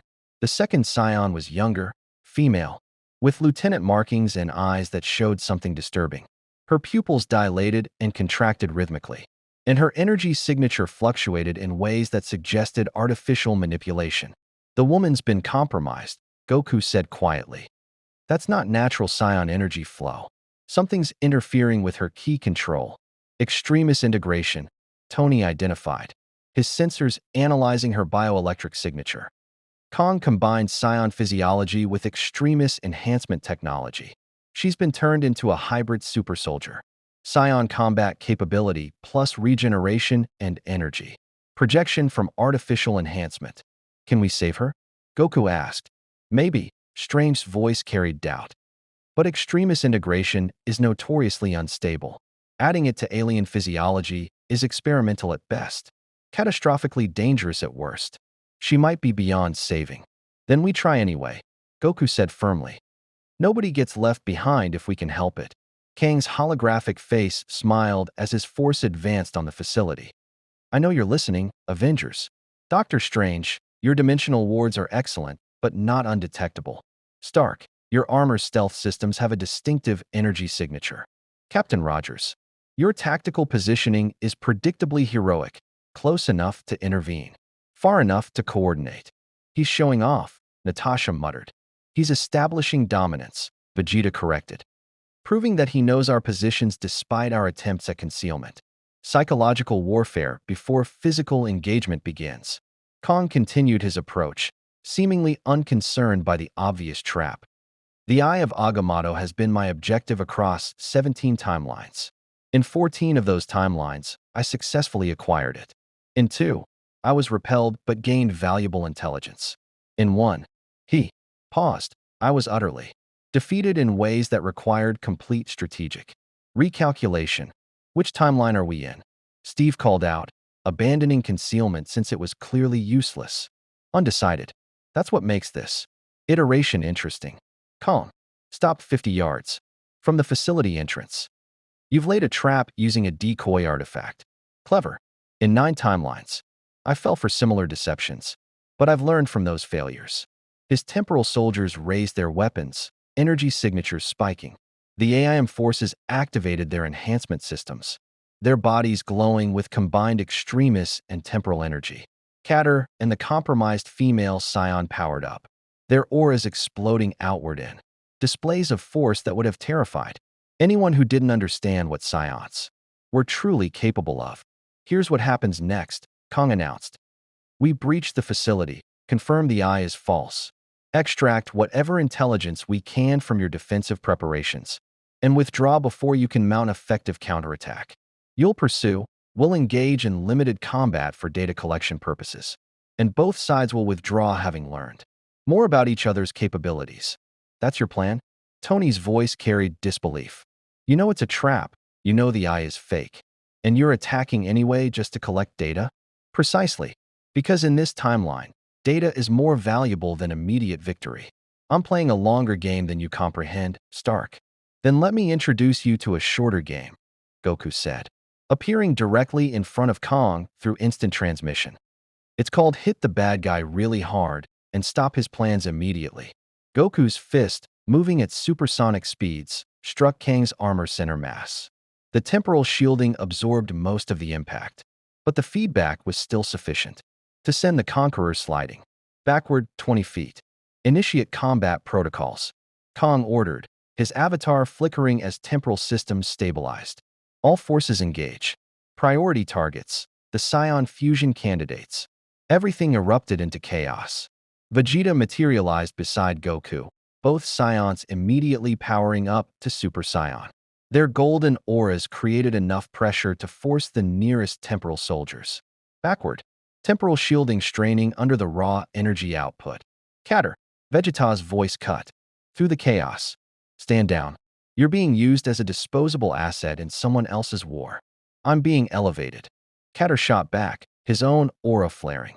Crimson, a power boost that looked unnatural even by Scion standards. Kong offered me what you never could, power without sentiment, conquest without apology, and compensation for my service rather than empty promises of heroism. He's been enhanced, Goku realized. That's not natural Scion power level progression. Kong did something to boost his capabilities artificially. Extremis integration, the compromised female Scion said, her voice distorted by whatever modifications Kong had implemented, combined with temporal acceleration of cellular development. We've experienced 6 months of intensive training in the 3 days since recruitment. Our power levels have tripled.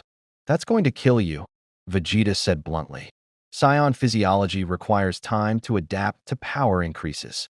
Forced enhancement without proper adaptation leads to cellular degradation and systemic failure. You're dying right now and don't even realize it. Worth it, Catter snarled and attacked. He was fast, faster than he should be. His artificially boosted power translating to enhanced speed that let him actually land a hit on Vegeta. The impact cracked the ground beneath the Scion Prince's feet, forcing him backward. Strong, Vegeta acknowledged, but sloppy. Enhancement can't replace experience. He countered with a combination that showcased decades of combat. Mastery, precise strikes, targeting nerve clusters. Energy blasts timed to exploit momentary defensive gaps. Movement patterns that forced Catter into disadvantageous positions. Within 30 seconds, it was clear the enhanced Scion was outmatched despite his artificial power boost. Goku engaged the female Scion, his approach different.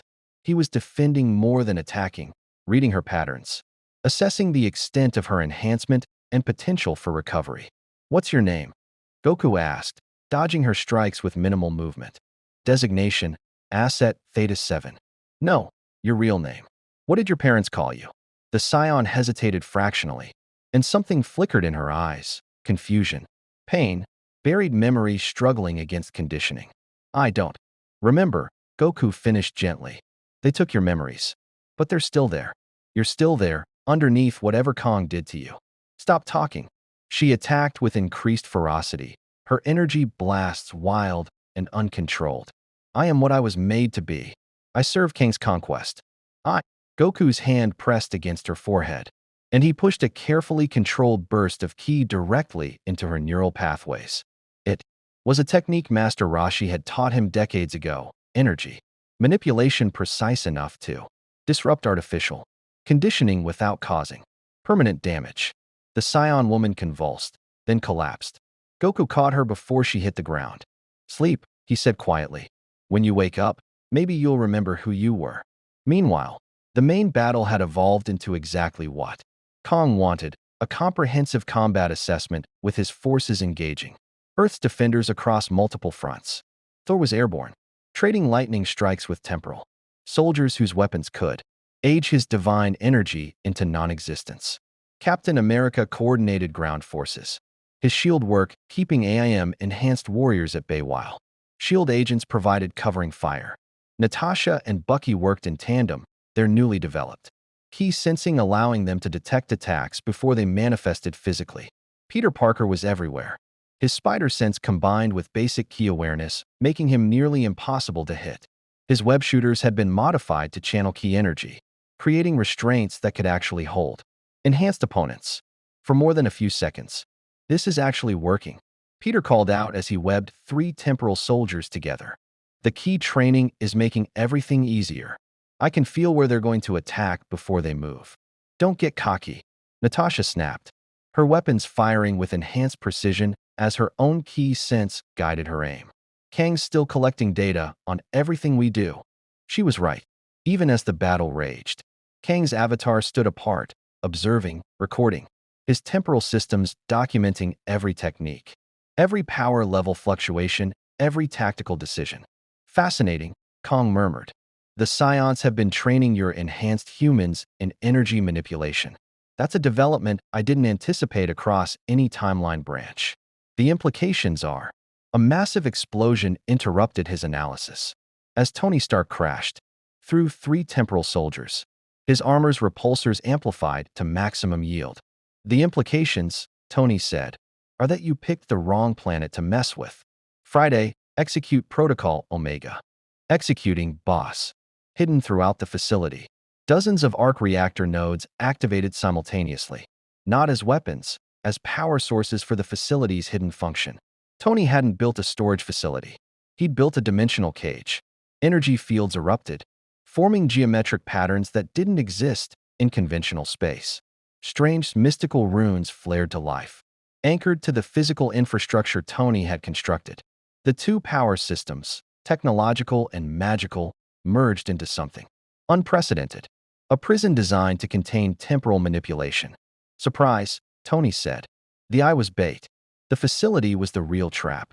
Those 48 hours weren't just about building a decoy, they were about constructing a dimensional cage capable of blocking your temporal recall systems. Kang's holographic face showed genuine surprise for the first time. His forces immediately attempted emergency extraction, temporal energy spiraling as they activated recall protocols. Nothing happened. "You've trapped us," Kong said slowly. "Clever, but you've also trapped yourselves. And my forces outnumber yours." Actually, a new voice interjected. The numbers just changed. Commander Lika dropped from the sky with her remaining 18 warriors, all powered up and ready for combat. The Scion commander's expression was coldly furious as she surveyed Katter and the unconscious female warrior. "My people voted," Lika announced. 16 for alliance with Earth, 2 abstentions, 2 against. Katter was one of the 2 against. The other— she gestured to the unconscious Scion Goku had disabled— was Lieutenant Saris. "I grieve that Khan corrupted her, but I will make him pay for using my warriors as expendable weapons. You can't defeat me, Kong said, though his voice carried less certainty. My temporal armor makes me nearly invincible. My soldiers are. Your soldiers are outnumbered and trapped in a facility designed specifically to counter your advantages. Strange interrupted, his portal depositing him directly into the containment zone. Wong followed, both sorcerers' hands already weaving through complex patterns. Your temporal technology is being jammed by arc reactor interference. Your AIM forces are facing enhanced humans who can now sense and manipulate energy, and your psion assets have been compromised or converted. Plus, Vegeta added, having finished subduing Katter with ruthless efficiency, you just gave us exactly what we wanted. Which is, Kong demanded, you, trapped, unable to escape across timelines. Vegeta's smile was predatory. Now you're going to tell us everything about your fortress location, your allies, your spy network, and your long-term operational objectives. Because if you don't, we're going to start breaking your temporal armor, piece by piece until you can't manipulate time anymore. You wouldn't dare. I'm too valuable as a prisoner. The intelligence I possess about timeline, manipulation, and multiversal mechanics is something we can extract from your armor's computer systems after we pull you out of it, Tony interrupted. Friday's already scanning your temporal matrices for data ports. You've got about 90 seconds before we bypass your security protocols. Kang's holographic face cycled through expressions, calculation, frustration, reassessment. Then he smiled. You've made one critical error, he said. You assumed I came here personally. The avatar's projection flickered, revealing not a physical presence, but a sophisticated holographic construct projected through temporal relay. This armor is remotely operated from my fortress, Kong continued. What you've trapped is a puppet. Expensive, yes. Informative about my capabilities, certainly, but not actually me. He raised the armor's hand, and every piece of temporal technology in the room, including the armor itself, began overloading. Not explosively, but informationally. Data was being transmitted across dimensional barriers faster than Strange's words could block it. Thank you for the comprehensive combat assessment, Kong said. You've given me everything I needed: psion combat patterns, key training methodologies, tactical coordination protocols, technological capabilities, mystical limitations, and psychological profiles. This data will ensure my next assault is perfectly calibrated for guaranteed success. Cut the transmission, Strange ordered, but it was too late. The armor collapsed, its temporal core burning out in a controlled discharge that left nothing but slag. The AIM Force's enhancement systems overloaded, killing them instantly, acceptable losses in Kang's calculation. The temporal soldier's armor locked up, turning them into statues that could be studied at leisure. Only Katter remained functional, and he was laughing despite his injuries. You think you won, the renegade scion said. But Kong got exactly what he came for. And now he knows everything about you. Your strengths, your weaknesses, how to kill every single one of you. Then we'll adapt, Goku said simply. We've faced enemies who learned our techniques before. We've fought opponents who knew our weaknesses. We've survived because we keep getting stronger, keep finding new strategies, keep refusing to give up. Naive, Katter spat. Kong operates across infinite timelines. He's already won this war in 1,000 realities. You're just postponing the inevitable. Maybe, Steve said, walking through the facility's entrance with his shield lowered but ready. But postponing the inevitable is what we do best. We fought Thanos when he had the Infinity Gauntlet. We held against Ultron when he had an army. We survived the snap and came back stronger. If Kong thinks we'll surrender just because he's seen our capabilities, he doesn't understand what Earth's defenders are truly capable of. Inspiring speech, Katter mocked. Won't matter when he returns with perfect counter-strategies for everything you just demonstrated. Won't matter, Vegeta countered. If we develop new techniques he hasn't seen, if we train harder, if we fuse earlier in engagements before he can document our individual combat patterns. His smile was sharp. You gave him data about who we are now. You didn't give him data about who we'll become. Liko approached Katter, her expression carrying profound disappointment. You were a good soldier once. Loyal, disciplined, brave. What happened to you? I remembered what we were meant to be, Katter replied. Conquerors. Warriors, not defenders of weaklings who can barely manipulate their own life force. He looked at Goku and Vegeta with contempt. You've betrayed everything our race stood for. And when Kong comes back, and he will come back, you'll realize that sentiment is worthless against overwhelming tactical superiority. We'll see, Goku said. The cleanup took hours. Temporal soldiers were secured in shield containment, pending analysis of their armor. Technology, AIM casualties, were documented and their enhancement systems studied for defensive countermeasures. Lieutenant Saris was placed in medical stasis while Strange and Tony attempted to reverse her extremist integration and conditioning. Catter was locked in a specially designed cell that suppressed key manipulation while teams debated whether rehabilitation was possible. In Avengers Tower's debriefing room, exhaustion hung heavy as defenders processed what had happened. We lost, Natasha said bluntly. The trap worked, but Kong never intended to fall for it. He used our trap against us, collecting comprehensive intelligence while sacrificing expendable assets. We also learned, Strange countered. His technology has limitations. The dimensional cage blocked his recall systems even if he wasn't physically present. That's valuable information about how to counter his temporal manipulation. And we know he has allies powerful enough to provide extremist technology and AIM coordination, Tony added. That suggests someone's bankrolling his operations. Someone with extensive resources and interest in destabilizing Earth's defenses. Any leads on who? Steve asked. 3 primary suspects based on capability and motive. Tony pulled up profiles. Dr. Doom, genius dictator with temporal technology interest. Norman Osborn, wealthy industrialist with history of enhanced human experimentation. Or someone we haven't encountered yet, operating from the shadows. We also need to address the spy issue, Wong said. Kong had detailed knowledge of our defensive protocols and facility locations. Someone provided that intelligence, and they're still in our organization. Friday's been analyzing the data transmission Kong made during the battle, Tony said. She detected a secondary receiver. Someone on our side was receiving copies of all the combat data he collected. Can you identify them? Steve asked. Working on it. But whoever it is, they're good. The data routing is layered through 17 proxy servers across multiple countries. It'll take time. Goku had been quiet through most of the debrief, but now he spoke up. I learned something today. When I was fighting Lieutenant Saris, I pushed Ki into her neural pathways to disrupt her conditioning. For just a moment, she remembered something. Her real name. Or her family. Or her life before Kong corrupted her. That means the conditioning isn't permanent. People can come back from what he does to them.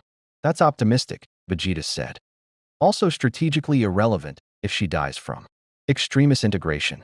Before we can extract her, she won't die, Goku said with quiet conviction. Because I'm going to visit her every day in medical. Push my Ki through her system to stabilize the extremists. And help her remember who she was. She's a victim, not a villain. We save her. That's going to take enormous time and energy, Strange pointed out. You'd be dedicating hours daily to a single patient who might never recover. Then I'll dedicate hours daily, Goku said simply. That's what being a defender means. We don't just fight threats. We save people. All people. Even ones who attacked us. Steve smiled. I like that philosophy. It's impractical, Vegeta muttered. But his tone suggested he didn't actually disagree. Thor raised his meat. To victories that feel like defeats and defeats that teach us how to win. To warriors who refuse to surrender. And to new allies who remind us why we fight. Everyone raised their glasses, coffee, tea, mead, water, or in Goku's case, an entire pitcher of orange juice. To Earth, Steve said. And to making damn sure Kong regrets underestimating us. The toast was interrupted by Friday's urgent alert. Boss, we have a problem. Massive problem. Director Fury just sent a priority alpha notification. Something's appeared in Earth's orbit. Tony's displays activated, showing satellite imagery of something vast hovering beyond the atmosphere. It wasn't a ship. It was a city. A mobile fortress the size of Manhattan, bristling with weapons, and radiating enough power to register on sensors across the planet. What the hell is that? Natasha breathed. Strange's face had gone pale. That's not technology. That's magic. Ancient magic from Latveria, Tony finished grimly. That's Dr. Doom's castle, and he just brought it into orbital position over New York. So Kong has an ally, Vegeta said. And it's someone with both magical and technological superiority. Excellent. This isn't excellent. Peter protested. I'm being sarcastic. That's not helpful. It's keeping me calm. A communication request activated across all Avengers systems, audio only. But the voice was immediately recognizable to anyone who'd studied global threats. Defenders of Earth, Dr. Victor. Von Doom's voice carried absolute authority and barely contained fury. Kong the Conqueror has violated diplomatic agreements, temporal treaties, and mystical accords in his assault on your planet. He has destabilized dimensional barriers, threatened cosmic balance, and risked unraveling reality itself in his quest for conquest. This is unacceptable. I am taking action. Action meaning? Steve asked carefully. I am declaring war on Kong the Conqueror on behalf of Latveria and all nations that value dimensional stability. His temporal fortress will be destroyed. His operations will be dismantled. And his existence across all timeline branches will be systematically eliminated. That's good, Tony ventured. Do not mistake my actions for alliance. Doom continued coldly. I protect reality because my dominion exists within it. I oppose Kong because his destabilization threatens my power. You are incidental to my objectives. So you're not helping us, Natasha clarified. You're pursuing your own agenda that happens to align with ours. Precisely. However, Doom paused. Kang's temporal fortress exists in dimensional space between realities. Accessing it requires knowledge of multiversal navigation that I do not possess. You harbor two scions, who have proven capable of crossing dimensional barriers through their fusion technique. I require their assistance in reaching Kang's fortress. Goku and Vegeta exchanged glances. You want us to help you invade Kang's base? Goku asked. I want you to provide transportation, Doom corrected. I will handle the invasion. That's incredibly dangerous, Strange warned. Kang's fortress is protected by temporal defenses that could trap you in infinite causality loops. You could die in 1,000 different ways across 1,000 different timelines. I am Doom, came the simple reply. Danger is irrelevant. Will you assist? Or will you remain passive while Kong continues his assault on your reality? The debriefing room fell silent as everyone processed this impossible decision. Work with Dr. Doom to assault Kang's temporal fortress, or refuse and face Kang's inevitable return with perfect counter-strategies for everything they'd just revealed. We need to vote on this, Steve said finally. It's too big a decision for any one person.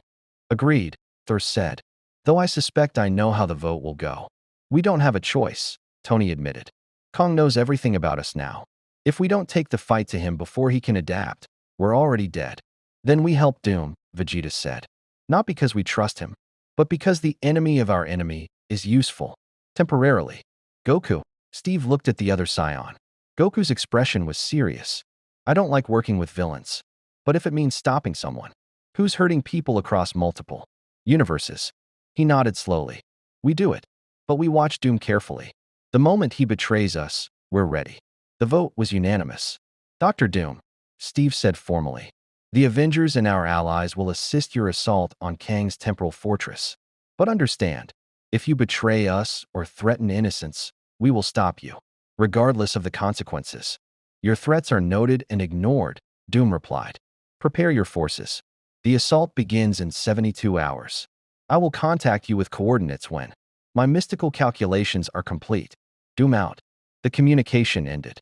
In the silence that followed, Peter raised his hand tentatively. So, we're teaming up with Dr. Doom to fight a time-traveling warlord in his fortress between dimensions. That's what's happening. That's what's happening, Steve confirmed. Okay, just checking. Goku stood, stretching his tired muscles. Then we train. Hard. For 72 hours straight. Because if we're assaulting a temporal fortress, defended by someone who's seen 17 timelines worth of our combat patterns, we need to develop techniques he hasn't documented. New forms, new strategies, new everything. Agreed, Vegeta said. Everyone in the key training program accelerates to intensive sessions. 6 hours daily, mandatory. We're teaching you advanced techniques whether you're ready or not. Because you'll need them. I'll coordinate with Doom's forces, Strange said. Mystical preparation for dimensional assault requires extensive ritual work. Wong, we'll need the full arsenal of Kamartaj's temporal protection spells. Already cataloging them, Wong confirmed. Tony was already pulling up schematics. Friday, design specifications for temporal-resistant armor. If we're going into Kang's fortress, I want everyone equipped with technology that can resist causality manipulation. As the room emptied, defenders moving to their respective preparations. Steve and Natasha remained. This feels wrong, Natasha said quietly. Everything about this, the forced alliance, the desperate timeline, the escalation. We're being pushed towards something, and I can't see the end game. I know, Steve agreed. But sometimes you can't see the path until you're already walking it. We adapt. We endure. We win. And if we don't, Steve looked at her with absolute conviction. Then we make damn sure our sacrifice means something. In his temporal fortress, Kang reviewed the combat data with satisfaction. Everything was proceeding exactly as calculated. The Avengers would ally with Doom. They would assault his fortress. And in that assault, they would reveal their absolute maximum capabilities, the techniques they'd hidden, the forms they'd been saving, the strategic brilliance they only deployed in desperate circumstances. And then he would have everything he needed to defeat them permanently. Prepare timeline Omega protocols. Kang ordered his systems. The endgame approaches. 72 hours until the assault. 72 hours to prepare for a battle that would determine Earth's survival. 72 hours to become strong enough to face a conqueror who had already won this war in 1,000 different realities. The countdown had begun. The training over 72 hours was brutal, transformative, and exactly what Earth's defenders needed. Goku and Vegeta pushed their students past every limit, forcing them to achieve in 3 days what should have taken months. The underground facilities reinforced walls bore scorch marks from dozens of ki blasts. The floors were cratered from enhanced combat practice, and the trainees themselves had evolved from hesitant energy manipulators to genuine ki-wielding warriors. On the final morning before the assault, Natasha Romanoff fired her first fully manifested energy blast, a sphere of blue-white ki that punched clean through a reinforced steel target. She stared at her hands, breathing hard, then looked at Goku with something like wonder. That's real. I just did that. Without technology, without chemical enhancement, just life force manipulation. You've been doing it wrong your whole life, Goku said with his characteristic grin. All those years of peak human conditioning, you were unconsciously cultivating ki without knowing it. We just taught you to use it consciously. Bucky's cybernetic arm crackled with purple energy as he channeled ki through the vibranium structure. The effect was mesmerizing. His life force converted through alien metal into something that registered as both technological and mystical. When he fired, the energy blast was twice as powerful as anything the other students could generate. This is insane, Bucky breathed. I can feel the difference. It's like my arms become part of me instead of just a prosthetic. The ki flow is making it responsive in ways I never thought possible. Vibranium's unique properties create natural amplification, Vegeta explained, studying the readouts. Combined with your enhanced physiology and the neural interface, you've essentially turned your prosthetic into a ki weapon, properly developed.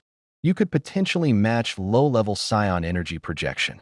Sam Wilson hovered 3 feet off the ground, his expression caught between exhilaration and terror. He wasn't using his flight suit. This was pure ki-based levitation, achieved through 3 days of relentless practice and bruising falls. I'm flying, Sam said unnecessarily. No suit, no wings, just energy. This is what Red Wing must feel like. Don't get cocky, Vegeta warned. Ki flight requires constant concentration until it becomes instinctive. Lose focus and you'll. Sam dropped 2 feet before catching himself, his energy fluctuating wildly. Fall. Yes, exactly that. Peter Parker was the surprise. His spider enhanced physiology had adapted to ki training faster than anyone predicted. He could now sense energy signatures across the entire tower. His spider sense had evolved into something approaching precognition, and his web shooters channeled ki into binding threads that could Restrain alpha-level threats for actual minutes instead of seconds. Mr. Goku, I have a question, Peter said during a water break. You mentioned transformation states, Super Saiyan forms that multiply your power. Could humans develop transformations? Or is that purely Saiyan biology? Interesting question, Goku pondered. In our universe, humans don't transform like Saiyans.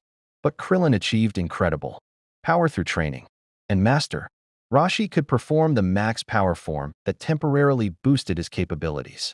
Your spider powers already represent a transformation of baseline human biology, combined with key control. He looked at Vegeta. Could it work? Theoretically, Vegeta admitted grudgingly. If Parker's enhancement allows cellular restructuring beyond normal human capacity, and if Ki can be used to accelerate and control that restructuring, he might be able to develop a powered-up state. It wouldn't match Super Saiyan multiplication, but it could be significant. We should test it, Peter said eagerly. After we survive the assault on the temporal fortress, I mean. Don't want to accidentally explode myself before the important mission. Wise, Vegeta said. Stay alive first. Experiment with potentially lethal transformations second. In Stark's workshop, Tony and Dr. Doom's remote holographic projection were engaged in what could only be described as a battle of egos, disguised as scientific collaboration. The armor designs spread across. Holographic displays represented two completely different philosophical approaches to the same problem, surviving temporal manipulation. Your arc reactor integration is crude, Doom declared, examining Tony's schematics with visible disdain. Effective for baseline dimensional stabilization, but insufficient for sustained exposure to causality distortion. And your mystical inscriptions are over-engineered, Tony countered. Half these runes are redundant.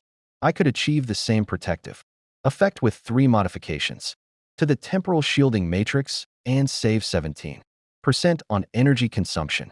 Your modifications would create vulnerability to chronal displacement. Your redundancy would make the wearer slower and less maneuverable. Strange, who was mediating the collaboration, pinched the bridge of his nose. Gentlemen, we have 16 hours until the assault. Can you please finalize a design that incorporates both technological and mystical protection without murdering each other? Doom does not murder colleagues, the dictator said coldly.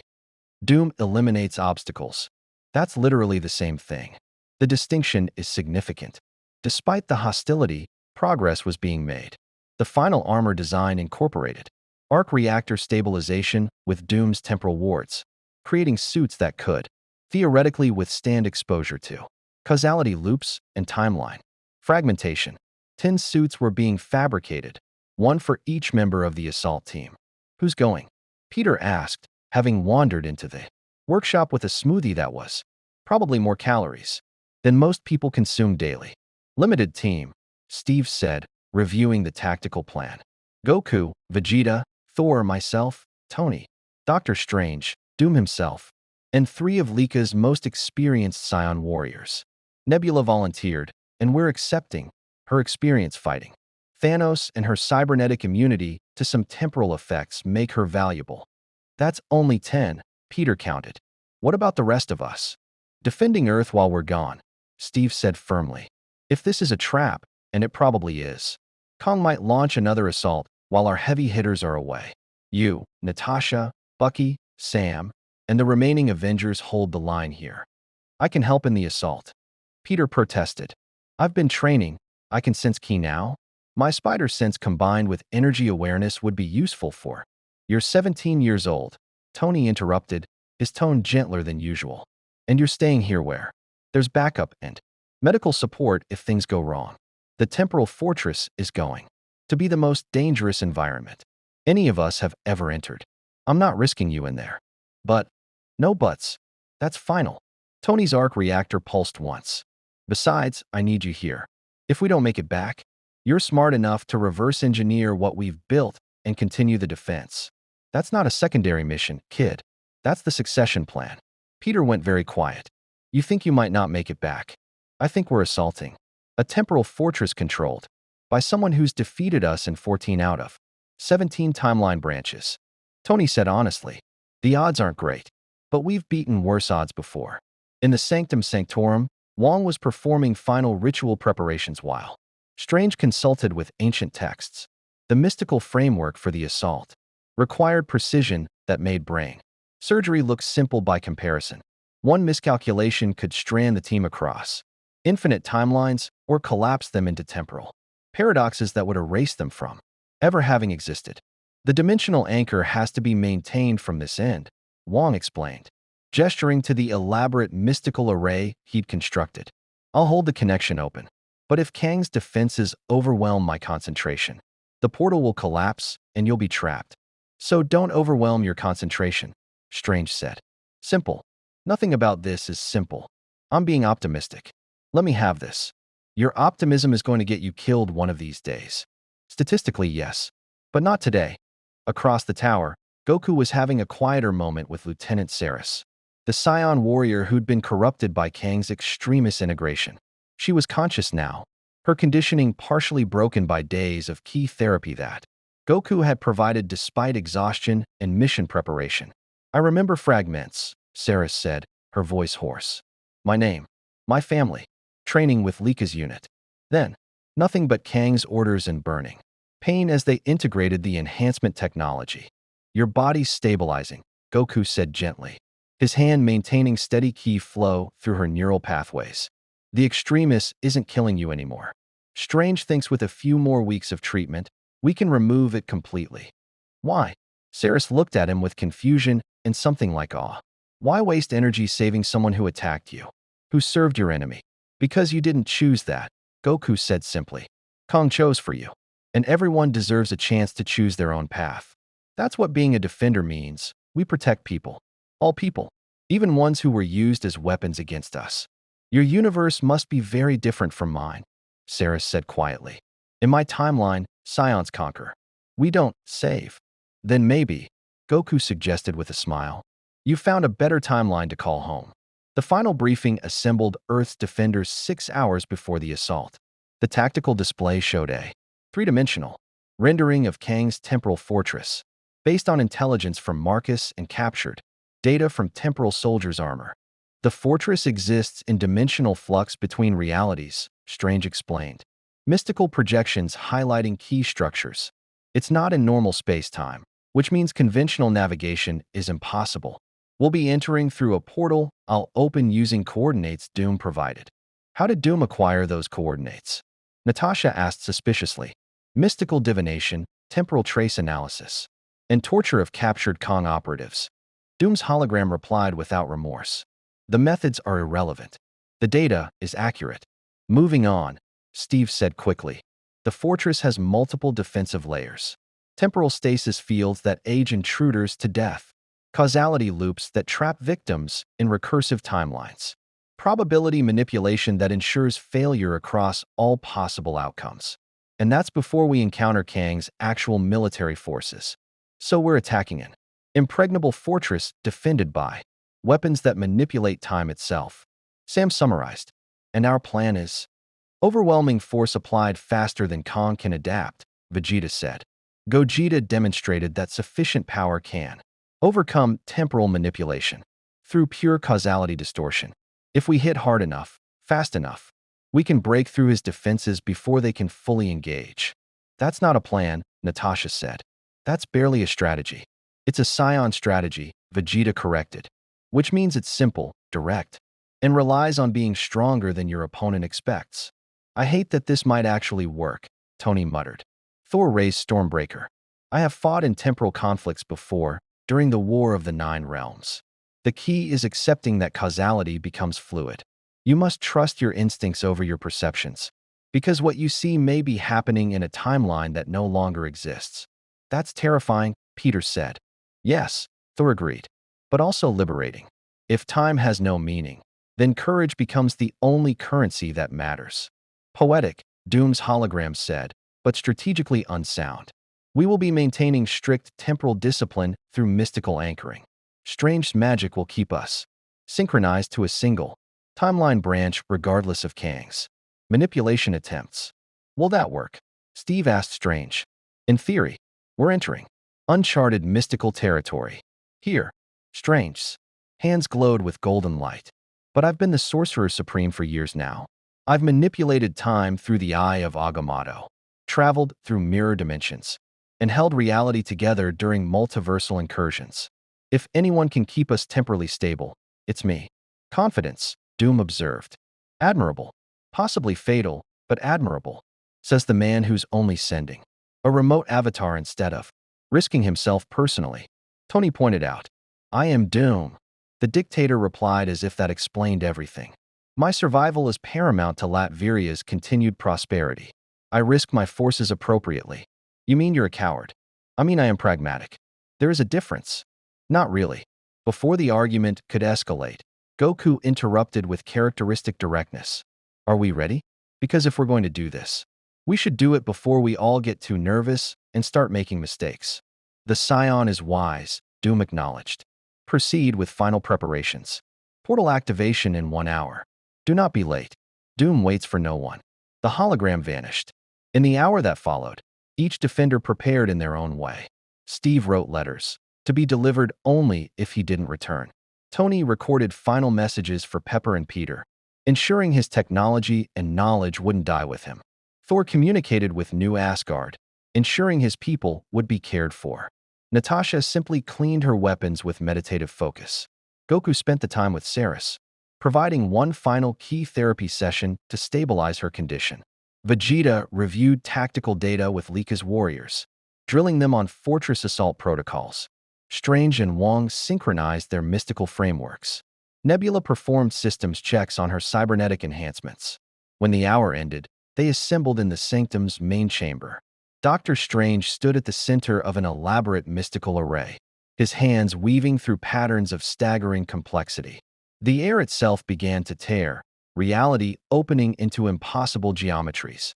This is it, Strange said, sweat already beading on his forehead from the effort.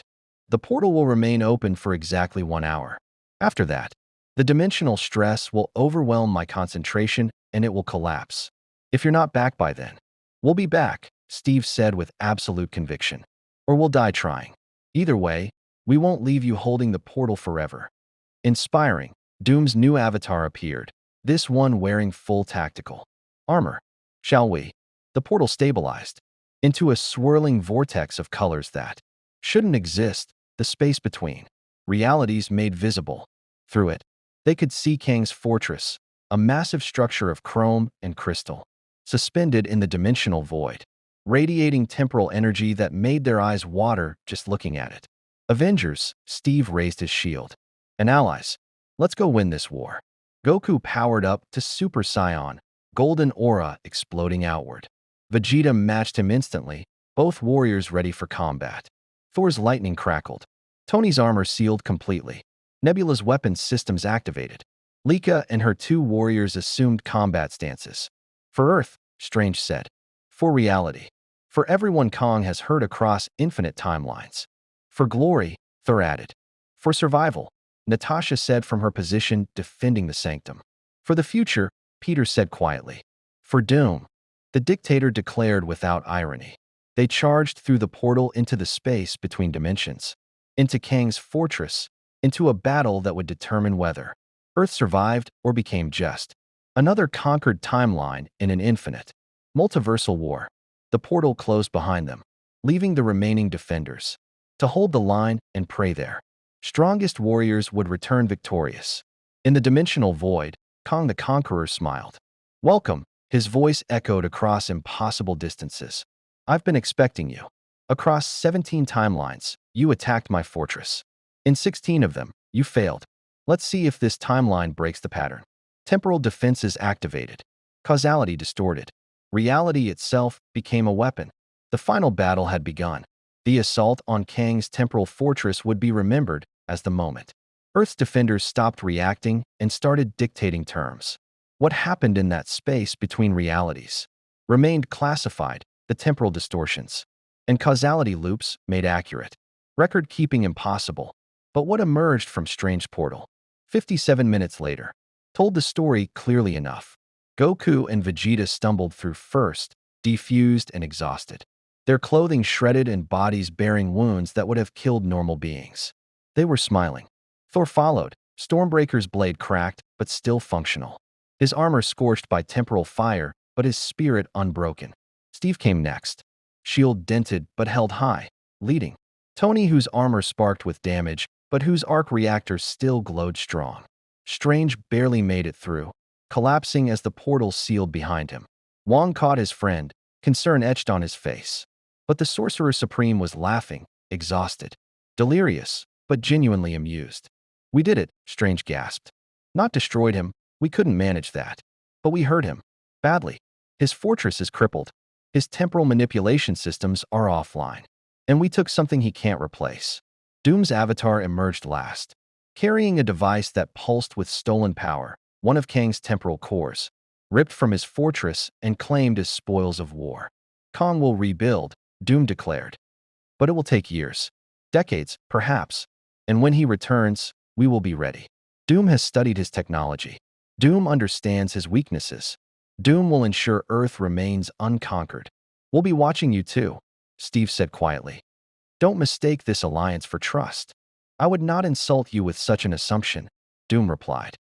"But know this, Captain, today, we won because we set aside pride and worked toward common purpose. Remember that lesson. You will need it for what comes next." "What comes next?" Tony asked. "Worse things than Kong," Doom said simply. "The multiverse is vast, and we have announced our presence loudly. Others will come. Beings from realities where might determines right, where conquest is inevitable, where Earth is simply another resource to be claimed. Then we'll be ready," Goku said, accepting water from Natasha. "We've got key training programs to continue, new defenders to teach, and enemies to prepare for. And we've got something Kong didn't account for." "Which is?" Vegeta asked. "Each other," Goku said.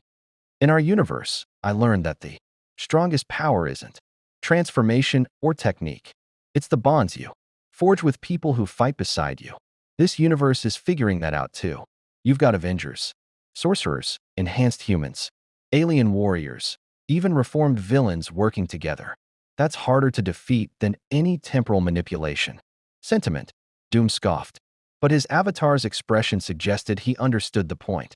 In the days that followed, Earth began adapting to its new reality. Key training expanded from pilot program to formal initiative. 30 enhanced individuals began learning energy manipulation under Goku and Vegeta's instruction. Strange and Tony continued, developing hybrid technology that combined mystical and scientific principles. Lika's Scion warriors integrated into defensive protocols, their experience adding depth to Earth's military capabilities. Lieutenant Saris made a full recovery, her extremists successfully removed and her conditioning broken. She chose to remain on Earth, joining Lika's unit and training new defenders in Scion combat doctrine. Marcus, the temporal sorcerer freed from Kang's control, returned to Kamar Taj to complete his rehabilitation. His knowledge of temporal manipulation, once used for conquest, now served defensive purposes. The spy was eventually identified, not through investigation, but through confession, a shield liaison, compromised through family being held hostage by Kang's forces. Steve arranged rescue operations that saved the hostages and neutralized the threat without executing the spy, who'd been coerced. Goku and Vegeta remained on Earth, unable to return home, but finding new purpose in defending their adopted universe. They trained, they adapted, they prepared for the threats Doom promised would come, and they waited. Because in an infinite multiverse with infinite threats, defenders never truly rest. But they endure, they adapt, they refuse to surrender. And sometimes, when the darkness seems overwhelming and the enemies insurmountable, that's enough. Earth had survived Kang's assault not through superior power or advanced technology, but through something simpler and more profound: warriors from different worlds, different philosophies, different origins, all choosing to stand together against the impossible. That unity, that refusal to break under pressure, that determination to protect rather than conquer, these were the qualities that made Earth special across the multiverse. Kang would rebuild. Other threats would emerge. The battles would continue. But Earth's defenders were ready.